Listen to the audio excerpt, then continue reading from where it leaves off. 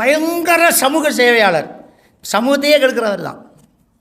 அவர் பிடிபட மாட்டார், அவருடைய சிலிப்பர்கள் தான் பிடிபடும். அப்போ மாப்பிள்ளை வந்தால் என்ன சம்பாத்தியம் என்று மட்டும்தான் பார்க்குறோம்.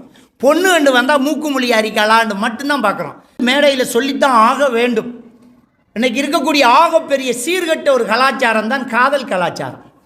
காதல், இந்த திரைப்படங்களும் கவிதைகளும் பாடல்களும் கதைகளும் காதலை புனிதமாக்குது. எவன் சொன்னான் காதல் புனிதமானதுன்னு? கண்டவனை எல்லாம் காதலிச்சு தீக்கிறான். என்ன அக்ரிமெண்ட் போட்டு என்ன ரெஜிஸ்டர் பண்ணி பேப்பரில் சர்டிஃபிகேட் வச்சிருந்தாலும் கல்யாணம் கிடையாது. இஸ்லாமிய அடிப்படையில் நீ விபச்சாரம் பண்ணிட்டு இருக்கிற. எத்தனை பேர் விபச்சார வாழ்க்கை வாழ்கிறாங்க. வாழ்க்கையை தொடங்கும் போது விபச்சாரத்தில் தொடங்கி விபச்சாரத்தில் குழந்தை பெற்று எத்தனை பேர் வாழ்ந்துகிட்டு இருக்கிறாங்க. எப்படி இது ஹலாலா? உலகத்திலேயே இணை வைத்தலுக்கு அடுத்தபடி ஆகப்பெரிய ஒரு பாவம் தாய் தந்தையர்களை நோவினை செய்தல். தாய் தந்தையர்களை நோவினை செய்தல் என்றால் இழுத்து போட்டு அதிக்கிறது, மிதிக்கிறது, ரோட்டில் தள்ளி விடுறது, கழுத்தை பிடிச்சி நரிசிக்கிறதுங்கிறது மட்டும்தான் நமக்கு தெரியுது. ஏன்னா அதை தான் ஃபேஸ்புக்கில் காட்டுறான். பெற்றோர்களை நோவினை செய்வதில் ஆக கடுமையான விஷயம் காதலிக்கிறது. இந்த பிள்ளை செஞ்ச வேலையால், இந்த பையன் செஞ்ச வேலையால் இவர் மகன்தான் அவர் மகள் தான் என்ன ஒரு வாழ்க்கை. தாய் தாப்பு நஞ்சு குடிச்சு சாகலாம் என்பது ஹலாலாக இருந்தால் செத்துருவாங்க. வயிற்றில் குழந்தை உருவானோடனே ஆண் என்று தெரியாது, பெண் என்று தெரியாது, நல்லதா கெட்டதா, கருப்பா சிவப்பா, சொத்தியா குருடா செவிடா எதுவுமே தெரியாது. என் பிள்ளை அப்படித்தான் நேசிக்கிறான். பிறந்தது எப்படி பிறந்தாலும் அவன் தான் நேசிக்கிறான்.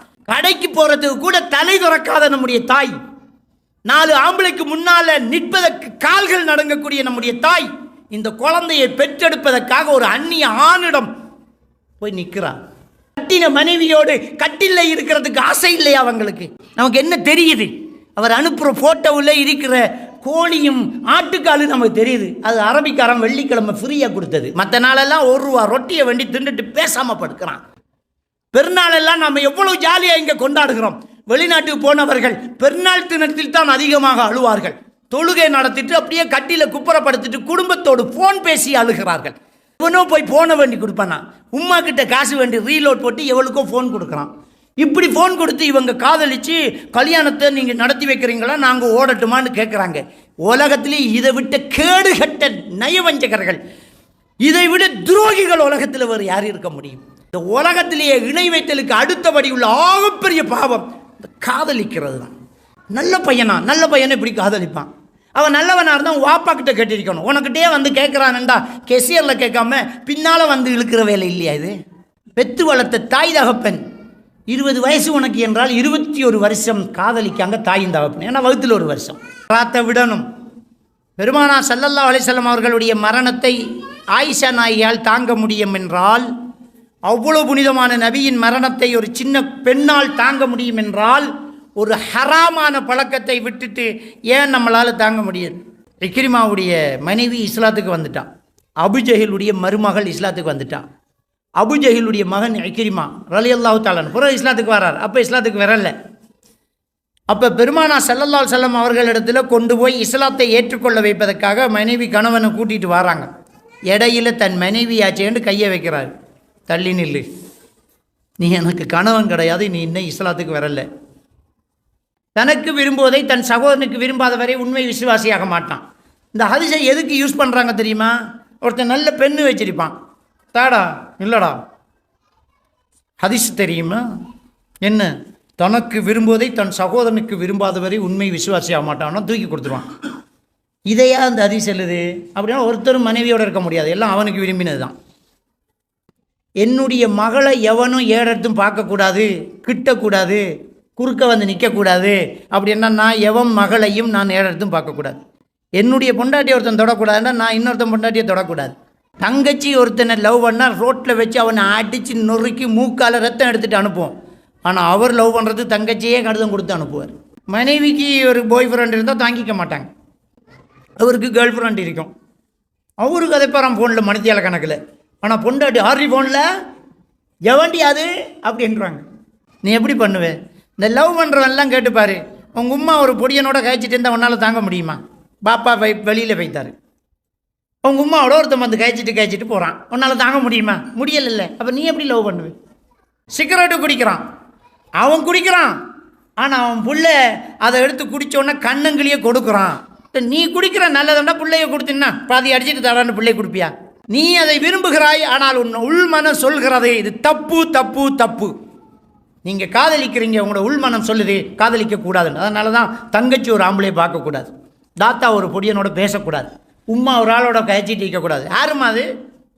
என்னம்மா அவ்வளோ நேரம் பேச்சுட்டு உம்மாக்கே கண்டிக்கிறான். இன்னைக்கு பேசு பொருளாக இருக்கிறது வரதட்சணை, சீதனம். இதுக்கு அரபியில் ஒரு வார்த்தை கிடையாது. ஏன் கிடையாதுன்னா இஸ்லாத்தில் அது இல்லாதனால கிடையாது.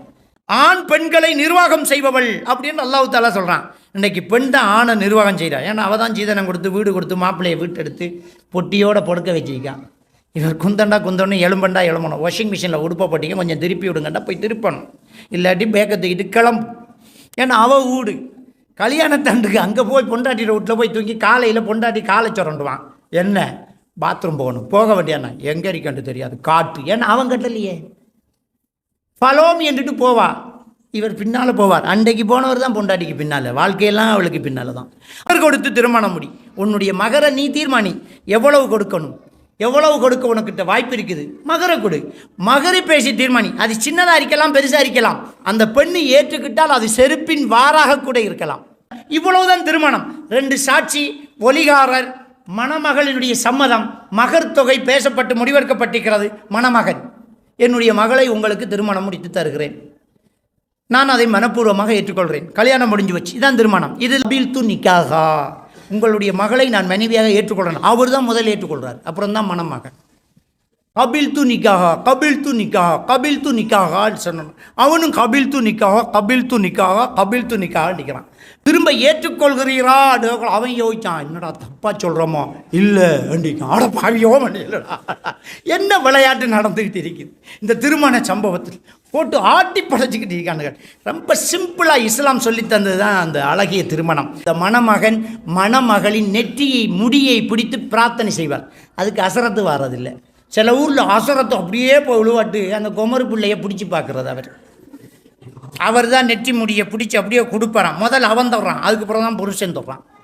இது அவன் பிடிக்கிறது இல்லைடா, நம்ம தான் போய் பிடிக்கிறது. பிள்ளை மணமகளை அவருடைய வீட்டுக்கு கொண்டு வந்தவுடன் முதலில் அவர் செய்யும் காரியம், அவள் நெற்றி முடியை பிடிச்சு பிரார்த்தனை செய்வார். அல்லாஹ் இவளில் உள்ள நலவுகளை எல்லாம் உன்னிடத்தில் கேட்கிறேன், இயல்பில் இவளிடம் அமைந்து கொண்ட நல்ல பண்புகளை எல்லாம் உன்னிடத்திலே எனக்கு கிடைக்கும் என்று கேட்கிறேன். ஒலிமா கொடுப்பார். அந்த ஒலிமா அவர் வசதிக்கு ஏற்ற மாதிரி கொடுத்துட்டு போவார். மணமகன் தான் கொடுக்கறது. இன்றைக்கி சில இடங்களில் பொன் வீட்டு சாப்பாடுன்ற ஒன்றை உருவாக்கிட்டாங்க. அதில் மகரை கொடுக்க போய் ஒரு சாப்பாடு. மகரே ஹலாலானது, அல்லாஹ் அனுமதித்தது, ரசூலுல்லாஹ் வழிகாட்டினது. சரி கூடண்டா கொடுத்துட்டு போகிறானே, காவினில் மகரை சொல்லி போட்டு அப்புறம் அன்றைக்கு நைட்டுக்கு இந்த மதினிமாரெல்லாம் சேர்ந்து ஒரு 2 வேனுக்கு மகர் கொண்டு வாரோம் ஆக்குங்க.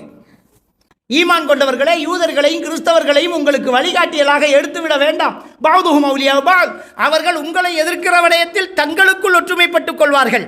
கலாச்சாரங்களை பின்பற்றி திரவம் சோடிக்கிறது, பட்டாசு வைக்கிறது, வேறு வேறு கலாச்சாரம், செப்பு கொண்டு வருவது, மருதாண்டி போடுறது, மெழுகுதிரி ஏற்றுறது, இப்படியான விஷயங்கள். கேட்ட மௌலைமார்களே ஒரு சிலர் 10 ரூபா கொடுங்க, சாப்பாடு கொடுப்பது தப்பா?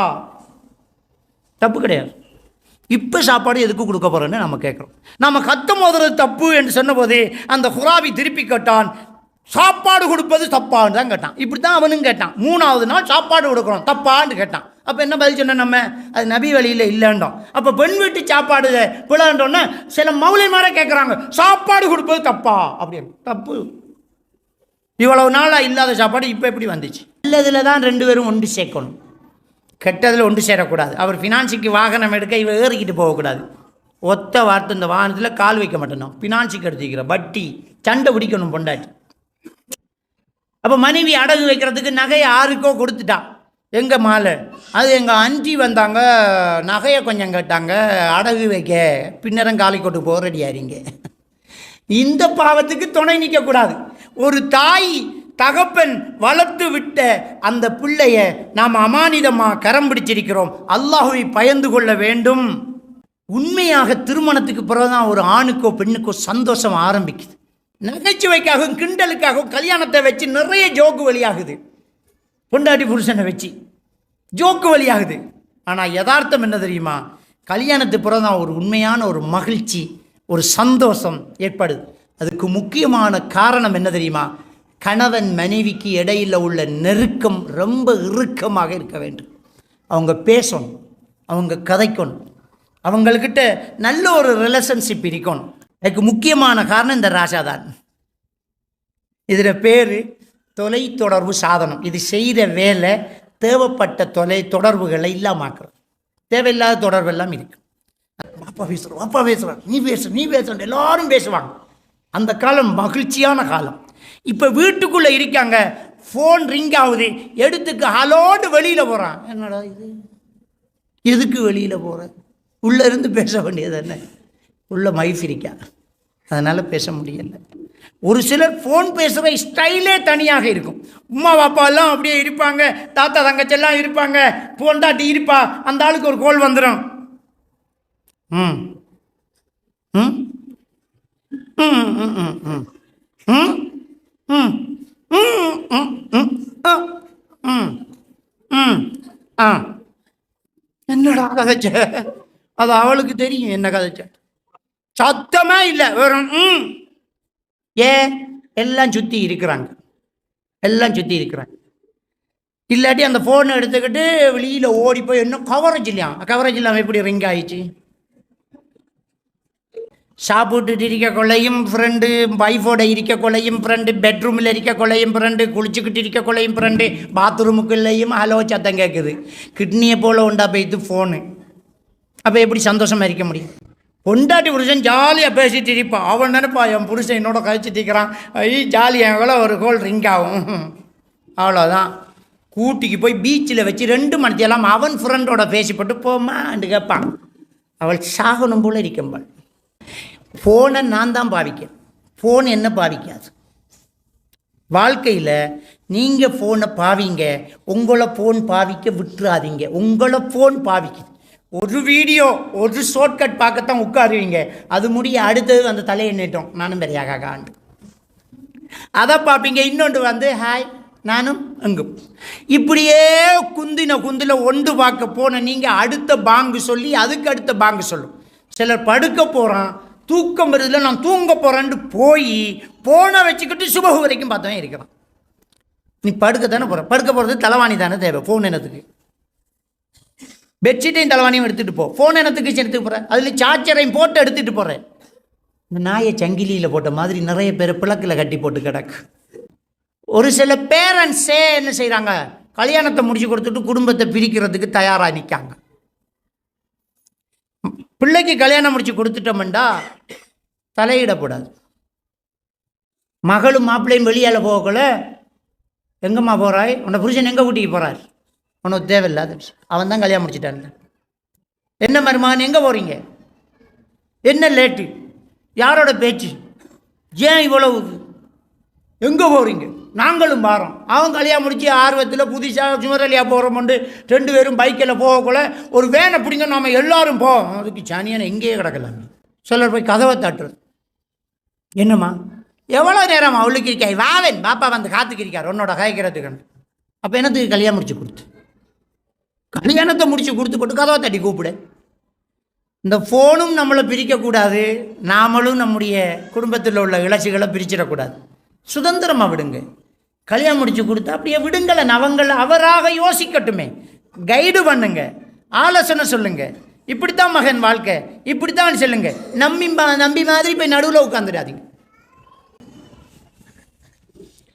அதை சந்தோஷமாக வாழ விடணும்.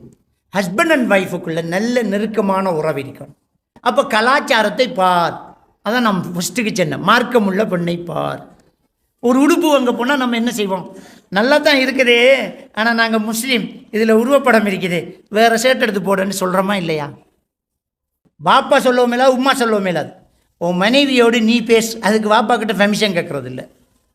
பாப்பா என்ன வைஃபோட கொஞ்சம் போயிட்டு வரட்டும், இல்லை போகணும். அப்போ சரி பாப்பா, எங்கேயாவது சேட்டை போடையா வாப்பான்னு கேட்குறோமா? பாப்பா சேட்டை டே உனக்கு வேண்டி தந்த சேட்டை போடண்டா, என்னடா கேட்குறேன்னு மண்டையில் போட்டவன் தான் தகப்பன். ஏண்டா போட்டேன்னு கேட்டால் அது தகப்பன் இல்லை, வில்லன். இன்றைக்கி நிறைய பேர் கல்யாணம் முடிச்சு கொடுத்துட்டு வில்லன் அடிக்கிறாங்க. எங்கே வரும், எங்கே இப்போ அவன் பயந்துக்கிட்டு இருக்கான், கல்யாணம் முடிச்சு போட்டு பயந்துக்கிட்டு இருக்கான். அம்மா என்னடா வைஃபோட அவட அஞ்சி எக்ஸிடம் பட்டான், பட்டு பார்க்க போகிறேன். இப்போ போக தேவையில்லை, படி எல்லாம் பதில் இல்லாட்டி என்ன செய்கிறேன், நம்மளால் ஃபோன் ஒன்று வரும். அவள் பிடிச்சிடுவாள். யார் ஃபோன்? அது ஒரு ஃப்ரெண்டுண்டா, அது பெஸ்ட்டு ஃப்ரெண்ட். அப்போ best friend I miss you என்னத்துக்கு போட்டேன், உனக்கு என்ன சண்டை மாடியோன்னு கல்லாரண்டுக்கணும். அங்கே பதில் இல்லாட்டி அடிதாம இருந்து இவருக்கு பதில் சொல்லிக்கோ. நான் மாட்டிக்கிட்டே இருப்பேன். என்னடா கூட்டாளி ஐ லவ் யூ போட்டிருக்கி, ஐ மிஸ் யூ போட்டிருக்கி, ஐ லைக் யூ போட்டிருக்கி. இது ஆம்பளை ஃப்ரெண்டுங்கிறீங்களே, இது என்ன ஹார்ட் வந்திருக்கே. அதுவும் ஒரு 35 ஹார்ட்டை ஒண்டா அனுப்பியிருக்கேன். என்ன இது எப்படி கதை பண்ணி? அவனுக்கு ஆசை வந்துடும். ஹஸ்பண்ட் அண்ட் ஒய்ஃபுக்குள்ளே இருக்கிற பிரச்சனையை வெளியில் பேசாத. நம்முடைய வீக் பாயிண்ட் இன்னொருத்தாளுக்கு போனால் அது வேறு மாதிரி யூஸ் ஆக தொடங்கும். ஒரு மனைவி கணவனையும் அப்படித்தான் கவனிக்க வேண்டும், ஒரு கணவன் மனைவியையும் அப்படித்தான் கவனிக்க வேண்டும். தவறுகள் இருப்பின் முதல் அடுத்தவரு தெரியாமல் மறைக்கணும். ரெண்டாவது, அந்த தவறை எப்படி மாற்றி அமைக்கிறேங்கிறத யோசிக்கணும். மூன்றாவது, அந்த தவறை சுட்டி காட்டும் போது சண்டையில் போய் விழுமோ, ஆடை பிஞ்சு விடுமோ என்ற அச்சம் இருந்தால் சோப்பு போட்டு கழுவ வேண்டும் என்றால், சோப்பு போட்டு பேச வேண்டும் என்றால் நாசுக்காக பேச வேண்டும். தமிழ்லையே அப்படித்தான் சொல்கிறது, சோப்பு போட்டு பேசுகிறான்றாங்க. இது புருஷன்ல ஒரு தவறு நடந்தா உடனே அந்த குடும்பத்துக்கெல்லாம் கோல்பாட்டு, மச்சினன், மச்சான், மைனி, மாமா, மாமி, தெரியுமா நான் செத்த, உங்களோட மகன் ஃபோனில் ஒரு ஃபோட்டோ கிடக்கு வந்து பாருங்கோன்னு அப்படியே எல்லாருக்கும் சொல்லியாச்சு. குடும்பங்களில் மாற்றம் பெற வேண்டும். குடும்பம் நிம்மதியாக இருக்கணும். மகிழ்ச்சியான அருள் நிறைந்த ஒரு குடும்பமாக நம்முடைய குடும்பம் மாற வேண்டும். அந்த குடும்பத்தில் மகிழ்ச்சியும் இல்லை, அருளும் இல்லை. இந்த ரெண்டும் இல்லாமல் போகுது. என்ன காரணம்? வசதி இருக்குது ஆனால் சந்தோஷம் இல்லை. அருள்ண்டா என்ன? காசு இருக்கிறது, 1 லட்ச ரூபா இருக்குது, இன்னொரு 10 லட்ச ரூபா கடன் இருந்தால் அது அருள் இல்லை. 10 ரூபா இருக்குது, சாப்பிட்டுட்டு சும்மா சந்தோஷமாக படுக்கிறோன்னா அது அருள் தான். அருளுங்கிறது கவுண்டிங்கில் நம்பரில் பார்க்காதீங்க. அருள் என்பது இருக்கிறது, திருப்தி அடைந்தால் அது அருள். அவ்வளோதான். அவ்வளோ சிம்பிளானது. மெத்தையிலையும் படுத்துக்கிட்டு ஏசியும் போட்டு தூக்கம் இல்லாமல் இருந்தால் அது அருள் இல்லை. ஆனால் ரோட்டோரத்தில் ஒரு பிளாட்ஃபார்மில் உடுத்து சாரனை இழுத்து போத்திக்கிட்டு சாரல் மலையில் வாகன சத்தத்துக்குள்ள ஒருத்தர் நிம்மதியாக தூங்குறானே, அது அருள். ஆக நிம்மதி, அருள் உள்ள ஒரு குடும்பமாக நம்முடைய குடும்பம் மாற வேண்டும் என்றால் என்ன செய்யணும்? வீட்டை இன்னொரு தடவை ஏற்றி கட்டுறதா, இன்னொரு ஜன்னல் வைக்கிறதா, நல்ல பெயிண்ட் பண்ணுறதா, நல்ல ஒரு பூவெல்லாம் வச்சு அப்படியே சுவருக்கெல்லாம் சும்மா அந்த மாதிரி டிசைன் வைக்கிறதா? அதான் அங்கே போகாதீங்க. அருளும் நிம்மதியும் நமக்குள்ளே இருக்க வேண்டும் என்றால் அல்லாஹ் சொல்லக்கூடிய வழிமுறையில் நம்முடைய குடும்ப வாழ்க்கையை நம்ம ஆரம்பமும் சரியாக இருக்கணும். வாழ்ந்துக்கிட்டு போகும்போது அல்லாஹ்வுக்கு கட்டுப்படுற விஷயத்திலேயும் ரொம்ப கவனமாக இருக்கணும். முதல்ல இஸ்லாமிய மார்க்கம் சொல்லித்தரக்கூடிய ஒரு விஷயம் என்ன? துன்கஹுல் மராலி 40. ஒரு பெண்ணு 4 விஷயத்துக்காக திருமணம் முடிக்கப்படுகிறாள். ஒருத்தன் பெண் எடுக்கிறான்னா 4 விஷயத்தை கவனிக்கணும். இது பெண்களுக்கு மட்டும் சொல்லலாம், ஆண்களுக்கும் சேர்த்து தான் சொல்லலாம். ஒரு பெண்ணு மாப்பிள்ளை தேர்ந்தெடுக்கிறான்னா 4 விஷயத்தில் தான் மாப்பிள்ளை எடுப்பாள். என்ன? முதலாவது என்ன? லிமாலிஹா, வசதியாக இருக்கிறாங்கிறதுக்காக கல்யாணம் பண்ணுறாங்க. ஒலி ஜமாலிஹா, அழகாக இருக்கிறாங்கிறதுக்காக கல்யாணம் பண்ணுறாங்க. ஒலி ஹசபிஹா, இந்த குடும்பத்தில் பொண்ணு எடுத்த நாம இனி சந்தோஷம்தான், நல்ல குடும்பம், பேரெடுத்த குடும்பம், மாஷா அல்லா. விலாசத்தை ஒரு வரியில் சொல்லிடலாம், அப்படி குடும்பம். அதில் பொண்ணு எடுக்கிறாங்க, மாப்பிள்ளை எடுக்கிறாங்க. ஒலி மாலிஹா, பணத்துக்காக பொண்ணு. ஒலி தீனிஹா, மார்க்கத்துக்காக பண்ணுறாங்க. மார்க்கம் உள்ளவர், மார்க்கம் உள்ளவள் அப்படின்னு பண்ணுறாங்க.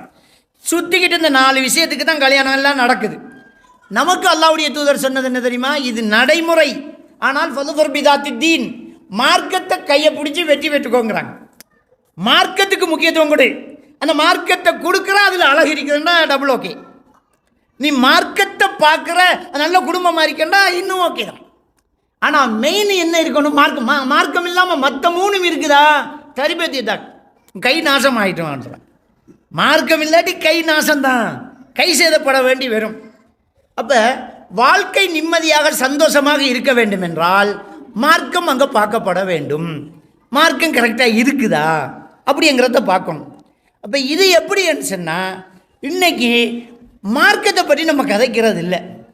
அழகாக இருக்கான், சில பொடியன்னு சொல்லுவான், வடிவாக இருக்கான், அவளை தான் பண்ணுறேன், கதையே கிடையாது. 6 கதையும் கேட்க மாட்டேன். நம்ம பேரண்ட்ஸ் சொல்லணும், டே அந்த குடும்பம் சரியில்லைடா, அவங்கள்ட்ட மார்க்கமே இல்லைடா, ஆக்கள் தொழுறாக்கள் இல்லை. நான் திருத்துவேன். ரசூலுல்லாஹி ஸல்லல்லாஹு அலைஹி வஸல்லம் அவர்களுக்கு கேளாது, இவர் கேளுமா? ரசூலுல்லாவுக்கு சாச்சாவை திருத்த முடியலை. சொந்த சாச்சாவை மவுத்து வரைக்கும் போய் போராடி பார்த்தாரு, முடியலை. அல்லாஹ் குர்ஆன் வசனத்தில் இறக்குறான். கவலைப்பட்டுட்டு இருக்கும்போது, இன்னக லா தஹ்தி மன் அஹ்பப்த, நபியே நீங்கள் விரும்புகிற ஆக்களுக்கெல்லாம் நேர்வாளி உங்களால் காட்ட முடியாது, அல்லாஹ் தான் நேர்வாளி கொடுக்கணும், சொல்கிறது தான் நம்ம கடமை, அவ்வளோதான்.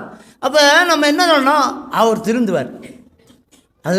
அதுக்குள்ளே நம்ம எடுத்துடலாம். சிலர் சொல்லுவாங்க குர்ஆன் ஹதீஸ் இல்லைடா, கபூர் வணக்கண்டா, அப்படியாங்க. நம்ம அப்படியே மாற்றலாம். அவளும் அப்படி தான் நினச்சிட்டு இருப்பாள். இவர் குர்ஆன் ஹதீஸ் நாம் எடுத்து எப்படியும் தர்காவுக்கு கூட்டி போய்த்தலான்னு அவள் நினைப்பாள். எப்படி இவரை வச்சு நாம் ஒரு கத்தமோத வேணுமென்றான். மார்க்கத்தை பாரு, மார்க்கம் முக்கியமானது, அதை பாருங்க. அதுக்கு பிறகு அழகு வசதி அது முக்கியமான ஒரு விஷயம். அப்போ மார்க்கம் சரியாக இருக்கிறதா அப்படிங்கிறத நம்ம பார்க்கணும். பொதுவாக பெண் தரப்பில் மாப்பிள்ளை எடுக்கும்போது என்ன பார்க்குறாங்கண்டா, என்ன சம்பளம், அவ்வளோதான். என்ன சம்பளம்? இல்லை ஏற்றி என்ன ஆலநாசி சமானும். புகாரி கிரந்தத்தில் பதிவாக இருக்கக்கூடிய ஒரு ஹதீஸ், நபிகள் நாயகம் ஸல்லல்லாஹு அலைஹி வஸல்லம் அவர்கள் சொன்னார்கள், இந்த மனிதனில் ஒரு காலம் வரும், அந்த காலத்தில் பொருளாதாரத்தை சம்பாதிக்கக்கூடிய எவனும் இது ஹலாலா ஹராமாண்டு பொருட்படுத்தாத ஒரு காலம் வரும். லா யுபாலில் மர்உ அல் மால யஅதி மின் ஹலாலின் அவ் மின் ஹராம். பணம் என்கிறது ஹலாலா வருதா ஹராமாங்கிறத கணக்கே எடுக்காத ஒரு காலம் வரும் அப்படின்றாங்க. அப்போ காசு வருதுன்னா எப்படி வருது? எங்கால வருது தெரியல. இன்றைக்கி ஃபோனில் லட்சக்கணக்கில் கோடிக்கணக்கில் லொஸ்ட் பண்ணி போட்டிருக்கான். கேகேடியா அது இது அப்படின்ட்டு காசை போட்டால் காசு வருதான்.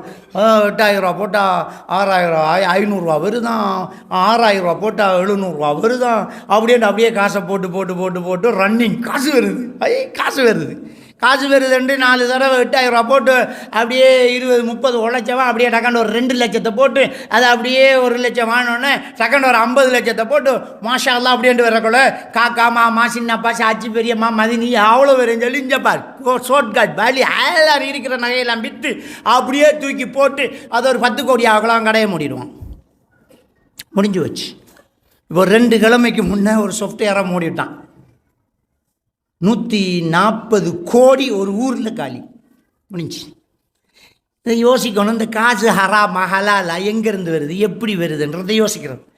நல்ல சம்பளமாக எங்கேருந்து வருது, என்ன செய்கிறார், என்ன நடக்குது யோசிக்கணுமே.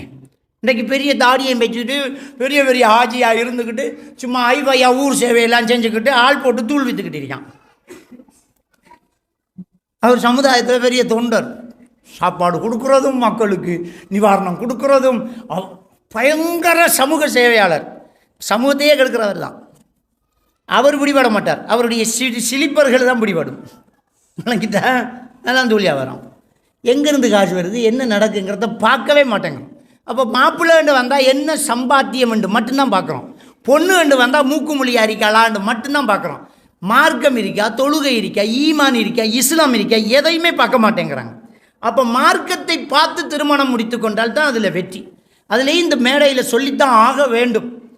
இன்றைக்கி இருக்கக்கூடிய ஆகப்பெரிய சீர்கட்ட ஒரு கலாச்சாரம் தான் காதல் கலாச்சாரம்.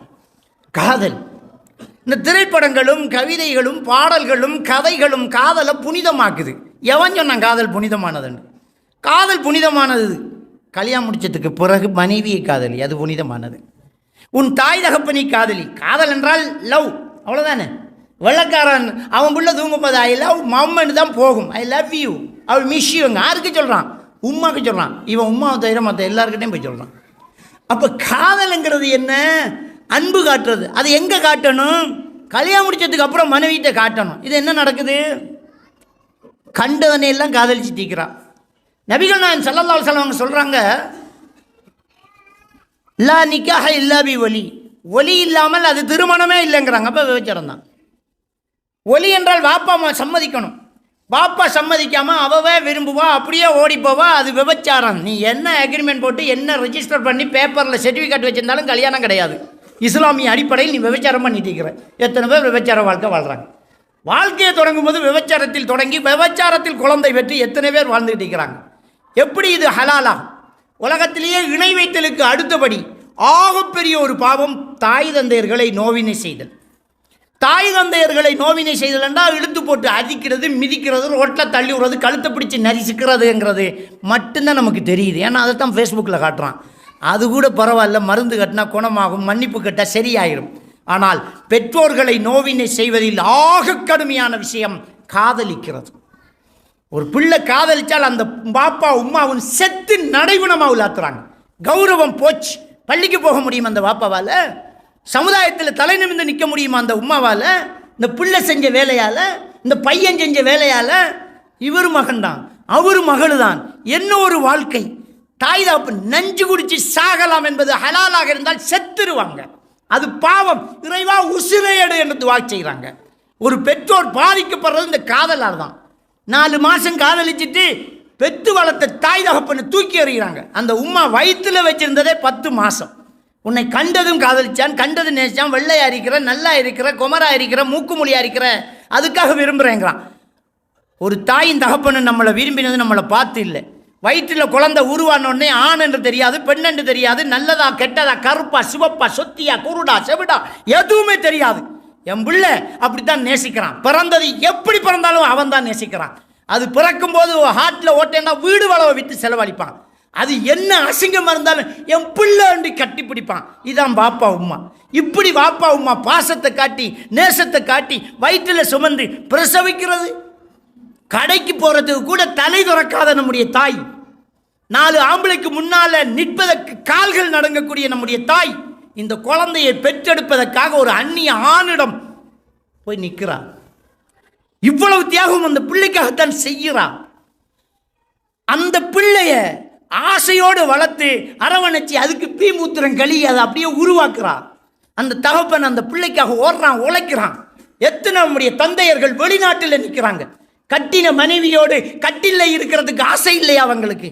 அதையெல்லாம் தூக்கி தியாகம் வச்சுட்டு இந்த பிள்ளைக்காக ஓடணும், உழைக்கணும், நகை வேண்டணும், வீடு கட்டணுங்கிறதாக இந்த பெண்களை அப்படியே நல்ல சந்தோஷமாக வாழ வைக்கணுங்கிறதுக்காக நம்முடைய தகப்பன் எல்லாம் வெளிநாட்டில் போய் வேலை வாங்குறான். வேலை செஞ்சு என்ன வேலை செய்கிறான்? நமக்கு என்ன தெரியுது? அவர் அனுப்புகிற ஃபோட்டோவில் இருக்கிற கோழியும் ஆட்டுக்காலும் நமக்கு தெரியுது. அது அரபிக்காரன் வெள்ளிக்கிழமை ஃப்ரீயாக கொடுத்தது. மற்ற நாளெல்லாம் 1 ரூபா ரொட்டியை வேண்டி தின்னுட்டு பேசாமல் படுக்கிறான்.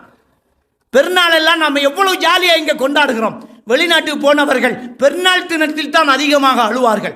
தொழுகை நடத்திட்டு அப்படியே கட்டியில் குப்புறப்படுத்திட்டு குடும்பத்தோடு ஃபோன் பேசி அழுகிறார்கள். குடும்பத்தில் நெருங்கினவர்களுடைய ஜனாசாக்கள் இல்லை, திருமணங்கள் இல்லை, சந்தோஷம் இல்லை, பிறந்த உள்ள பேசினது தெரியாது, பல்லு முளைச்சது தெரியாது, தொட்டு பார்க்கல, ஸ்பரிசம் இல்லை. கஷ்டப்பட்டுக்கிட்டு இந்த தகப்பன் வெளிநாட்டில் நிற்கிறான். இந்த தாய் கஷ்டத்தோடு வளர்த்துட்டு இருக்கிறான். இதையெல்லாம் எடுத்து உருவாக்கி உடலை உருவாக்கி எடுத்த இந்த பிள்ளைகள் செய்யக்கூடிய விஷயம் காதலாம். எவளுக்கிட்டேயோ போய் விருப்பம் கேட்க அவள் விருப்பம் தெரிவிப்பான். எவனோ போய் ஃபோனை வேண்டி கொடுப்பானா, உம்மா கிட்ட காசு வேண்டி ரீலோட் போட்டு எவளுக்கோ ஃபோன் கொடுக்குறான். இப்படி ஃபோன் கொடுத்து இவங்க காதலிச்சு கல்யாணத்தை நீங்கள் நடத்தி வைக்கிறீங்களா, நாங்கள் ஓடட்டுமான்னு கேட்குறாங்க. உலகத்திலே இதை விட்ட கேடுகட்ட நயவஞ்சகர்கள், இதை விட துரோகிகள் உலகத்தில் வேறு யார் இருக்க முடியும்? அல்லாஹ் விட்டுருவானா இவங்களை? அல்லாஹ் தண்டிக்க மாட்டேன்னா? இந்த உலகத்திலேயே இணை வைத்தலுக்கு அடுத்தபடி உள்ள ஆகப்பெரிய பாவம் இந்த காதலிக்கிறது தான். ஒரு விஷயத்தை நம்ம தெளிவாக புரிஞ்சுக்கொள்ளணும். அல்லாஹ் கலாக்கதிரை எழுதிட்டான்னு நம்புகிறோமே. உனக்கு யார் எப்போ மாப்பிள்ளை, எப்போ திருமணம் முடிப்ப, எத்தனை குழந்தை பெற்றுக்க விட்டுறது அல்லாஹ் எழுதிட்டானா இல்லையா? அது நடக்கட்டும், பேசாமல் இதையன். நீ விரும்பினதான் உனக்கு மாப்பிள்ளைன்னா அது உண்மையான வழியில் வந்து சேரும். நல்ல பையனா, நல்ல பையனை இப்படி காதலிப்பான். அவன் நல்லவனாக இருந்தால் வாப்பா கிட்ட கேட்டிருக்கணும். உனக்கிட்டே வந்து கேட்குறான்டா, கெசியரில் கேட்காம பின்னால் வந்து இழுக்கிற வேலை இல்லையா இது? அவனுக்கு தெரியும் இந்த லட்சணத்தில் நான் போய் பொண்ணு அடிப்பான்டா, அவனுக்கு தெரியும். அதனால தான் 1 ரோட்டில் சந்தித்து கேட்குறான், நான் விரும்புகிறேன், நீ விருப்பமான்னு கேட்குறான். ஸோ ஒரு விஷயத்தை நாங்கள் தெளிவாக விளங்கணும், தெளிவாக நாம் விளங்கணும். இந்த காதல் என்பது தான் ஆகப்பெரிய சமூக கொடுமையும் துரோக செயலும். இந்த காதலிக்கக்கூடியவர்கள் அல்லாஹ் அவர்களை மன்னிப்பதாக அந்த பெற்றோர்களிடம் அவங்க மன்றாடி மன்னிப்பு கேட்கணும். இல்லாட்டி அல்லாஹ் மன்னிக்க மாட்டானே. இவ்வளோ பெரிய துரோகம். அநீதி விளைவிக்கப்பட்டவனின் பிரார்த்தனைக்கும் அல்லாஹ்வுக்கும் இடையில் திரையில்லை என்று ஸல்லல்லாஹு அலைஹி வஸல்லம் அவர்கள் சொன்னார்கள். ஒரு நாள் பிரார்த்தனை போதும், அடுத்த தடவை அவங்க மன்னித்து சேர்த்தாலும் அந்த வார்த்தை, அந்த பிரார்த்தனை உங்களை வாட்டி அமைக்கும். இந்த உலகத்தில் எங்கேயோ ஒரு நாள், எப்படியோ ஒரு தடவை அந்த வலியை உணர வைப்பான் அல்லாஹ். தயவு செஞ்சு கல்யாணம் எங்கும்போது, சந்தோஷமான குடும்பம் எங்கும்போது தொடக்கம் சரியா இருக்கான்னு பார்க்கணும். தொடக்கம் சரியாக இருக்கான்னு பார்க்கணும். மார்க்கமுள்ள பெண்ணு, மார்க்கமுள்ள மாப்பிள்ளை பார்க்கணும். ஆகவும் கெட்டது இந்த காதல் கலாச்சாரம். பெத்து வளர்த்த தாய் தகப்பன் 20 வயசு உனக்கு என்றால் 21 வருஷம் காதலிக்காங்க தாயும் தகப்பன். ஏன்னா வகுத்தில் ஒரு வருஷம். ஒரு பிள்ளைக்கு 20 வயசு என்றால் உம்மா வாப்பாட அன்புக்கு வயசு 21. 2 மாதம் விரும்பினத்துக்காக 21 வருஷம் விரும்பினவங்களை தூக்கி எறிகிறது எப்படி புனிதமாகும்? இப்போ குடும்ப வாழ்க்கையை ஆரம்பிக்கும் போது மார்க்கத்தோடு நம்ம ஆரம்பிக்கணும். இதை தனியாக பேசிக்கிட்டே இருக்கணும். நம்ம அதை முடிச்சுக்குவோம். பொதுவாக இந்த காதல் கலாச்சாரங்கிறத விட்டுருணும். பெற்றோர்கள் நம்மளை நேசிச்சிருக்கிறாங்க. அப்போ 20 வயசுண்டா 21 வருஷமாக நேசிக்கிறாங்க. அந்த நேசன் பெருசாக தெரியலை இந்த பிள்ளைகளுக்கு. 4 வருஷம் பழகிட்டோம், 5 வருஷம் பேசிட்டேங்கிறாங்க. ஹராமாக பழகினத்தை கைவிடுறதா, ஹலாலை கைவிடுறதா சிந்திச்சு பாருங்கள். விடமாண்டா முடியாதான். அது ஹராமா? ஓ தப்பு தானே. அப்போ தப்பை விட்றா, சரியாக விட்றா, தப்பைத்தான் விட, இதை விட மாட்டேன். அது மனசு நிறைஞ்சிட்டான், முடியாதான். மனசுக்கு கஷ்டமா? இதெல்லாம் வெறும் வார்த்தைகள். யார் சொன்ன மனசுக்கு கஷ்டம்ண்டு? ஹராத்தை விடணும். பெருமானா ஸல்லல்லாஹு அலைஹி வஸல்லம் அவர்களுடைய மரணத்தை ஆயிஷா நாயியால் தாங்க முடியும் என்றால், அவ்வளோ புனிதமான நபியின் மரணத்தை ஒரு சின்ன பெண்ணால் தாங்க முடியும் என்றால், ஒரு ஹராமான பழக்கத்தை விட்டுட்டு ஏன் நம்மளால் தாங்க முடியாது? தூக்கி வீசணும். ஹராம் என்றால் தள்ளி வைக்கணும். சஹாபாக்கள் வரலாறுகள் எடுத்து பாருங்கள். வாழ்ந்து குழந்தை பெற்று சந்தோஷமாக வாழ்ந்துட்டு இருக்கும்போது இஸ்லாத்துக்கு வருகிறாள் ஒரு பெண்மணி. இக்ரிமாவுடைய மனைவி இஸ்லாத்துக்கு வந்துட்டான். அபுஜஹிலுடைய மருமகள் இஸ்லாத்துக்கு வந்துட்டான். அபுஜஹிலுடைய மகன் இக்ரிமா ரலியல்லாஹு தஆலா பிறகு இஸ்லாத்துக்கு வரார். அப்போ இஸ்லாத்துக்கு வரல. அப்போ பெருமானா ஸல்லல்லாஹு அலைஹி வஸல்லம் அவர்களிடத்தில் கொண்டு போய் இஸ்லாத்தை ஏற்றுக்கொள்ள வைப்பதற்காக மனைவி கணவனை கூட்டிகிட்டு வராங்க. இடையில தன் மனைவி ஆச்சேன்னு கையை வைக்கிறார். தள்ளி நில்லு, நீ எனக்கு கணவன் கிடையாது, நீ இன்னும் இஸ்லாத்துக்கு வரல. இஸ்லாத்துக்கு வந்தால் தான் நான் உனக்கு பொண்டாட்டி, தள்ளி நில்லு அப்படின்ட்டு. இதான் சஹாபாக்கள். அவர் இஸ்லாத்துக்கு வரலன்னா போ, எப்படி ஏற்றுக்குவேன்?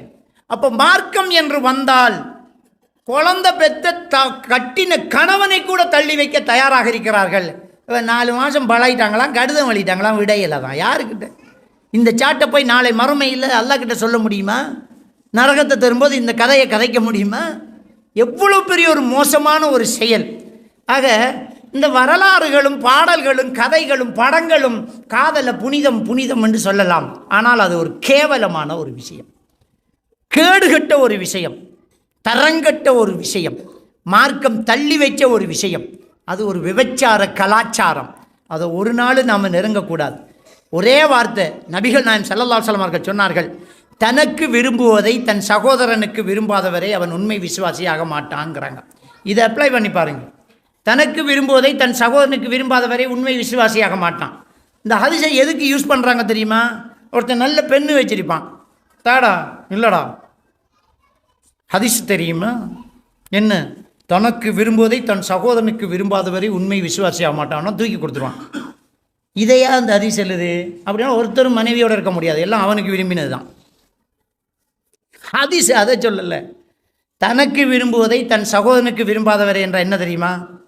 என்னுடைய மகளை எவனும் ஏறெடுத்தும் பார்க்கக்கூடாது, கிட்டக்கூடாது, குறுக்க வந்து நிற்கக்கூடாது. அப்படின்னா நான் எவன் மகளையும் நான் ஏறெடுத்தும் பார்க்கக்கூடாது. என்னுடைய பொண்டாட்டியை ஒருத்தன் தொடக்கூடாதுன்னா நான் இன்னொருத்தன் பொண்டாட்டியை தொடக்கூடாது.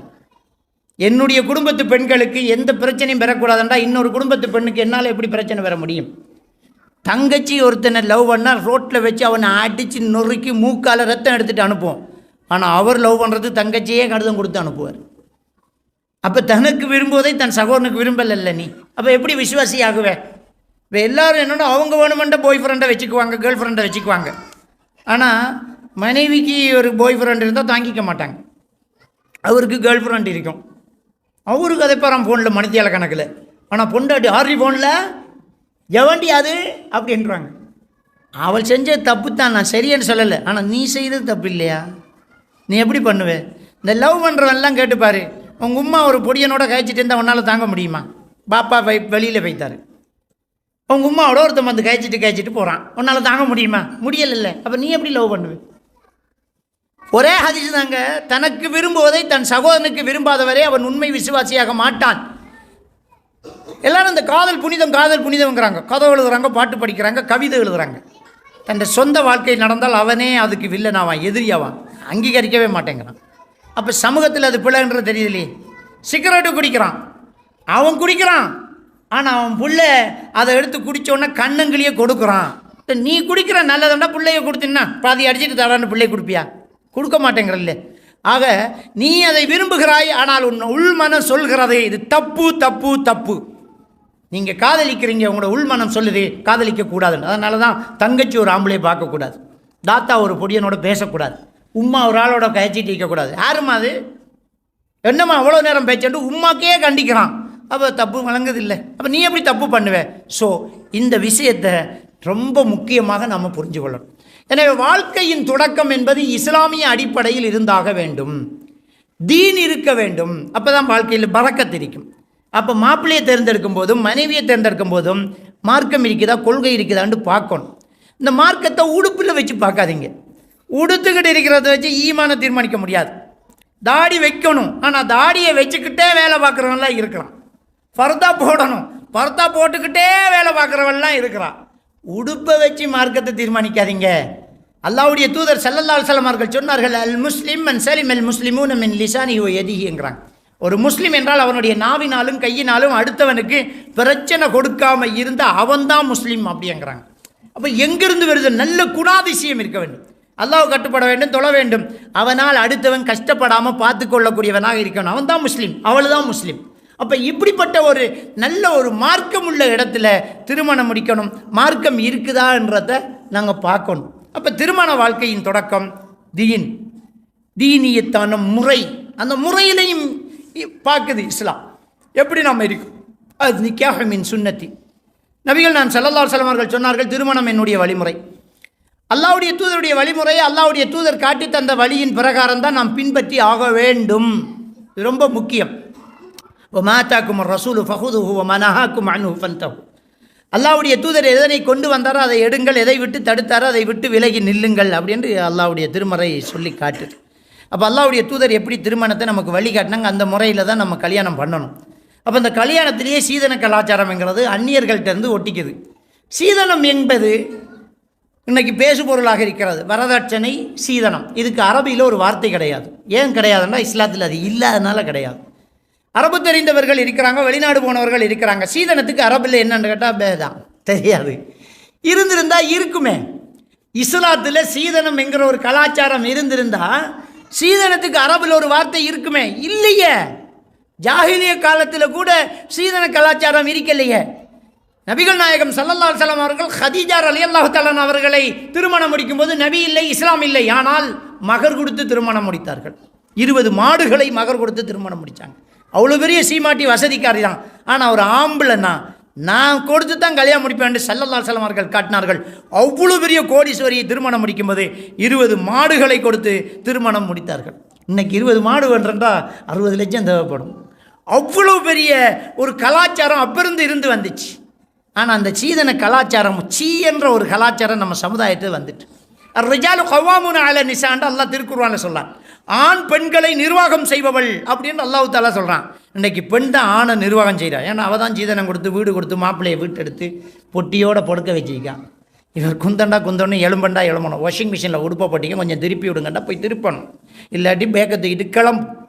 ஏன்னா அவள் வீடு கல்யாணத்தண்டுக்கு அங்கே போய் பொண்டாட்டியோட வீட்டில் போய் தூங்கி காலையில் பொண்டாட்டி காலை சுரண்டுவான்.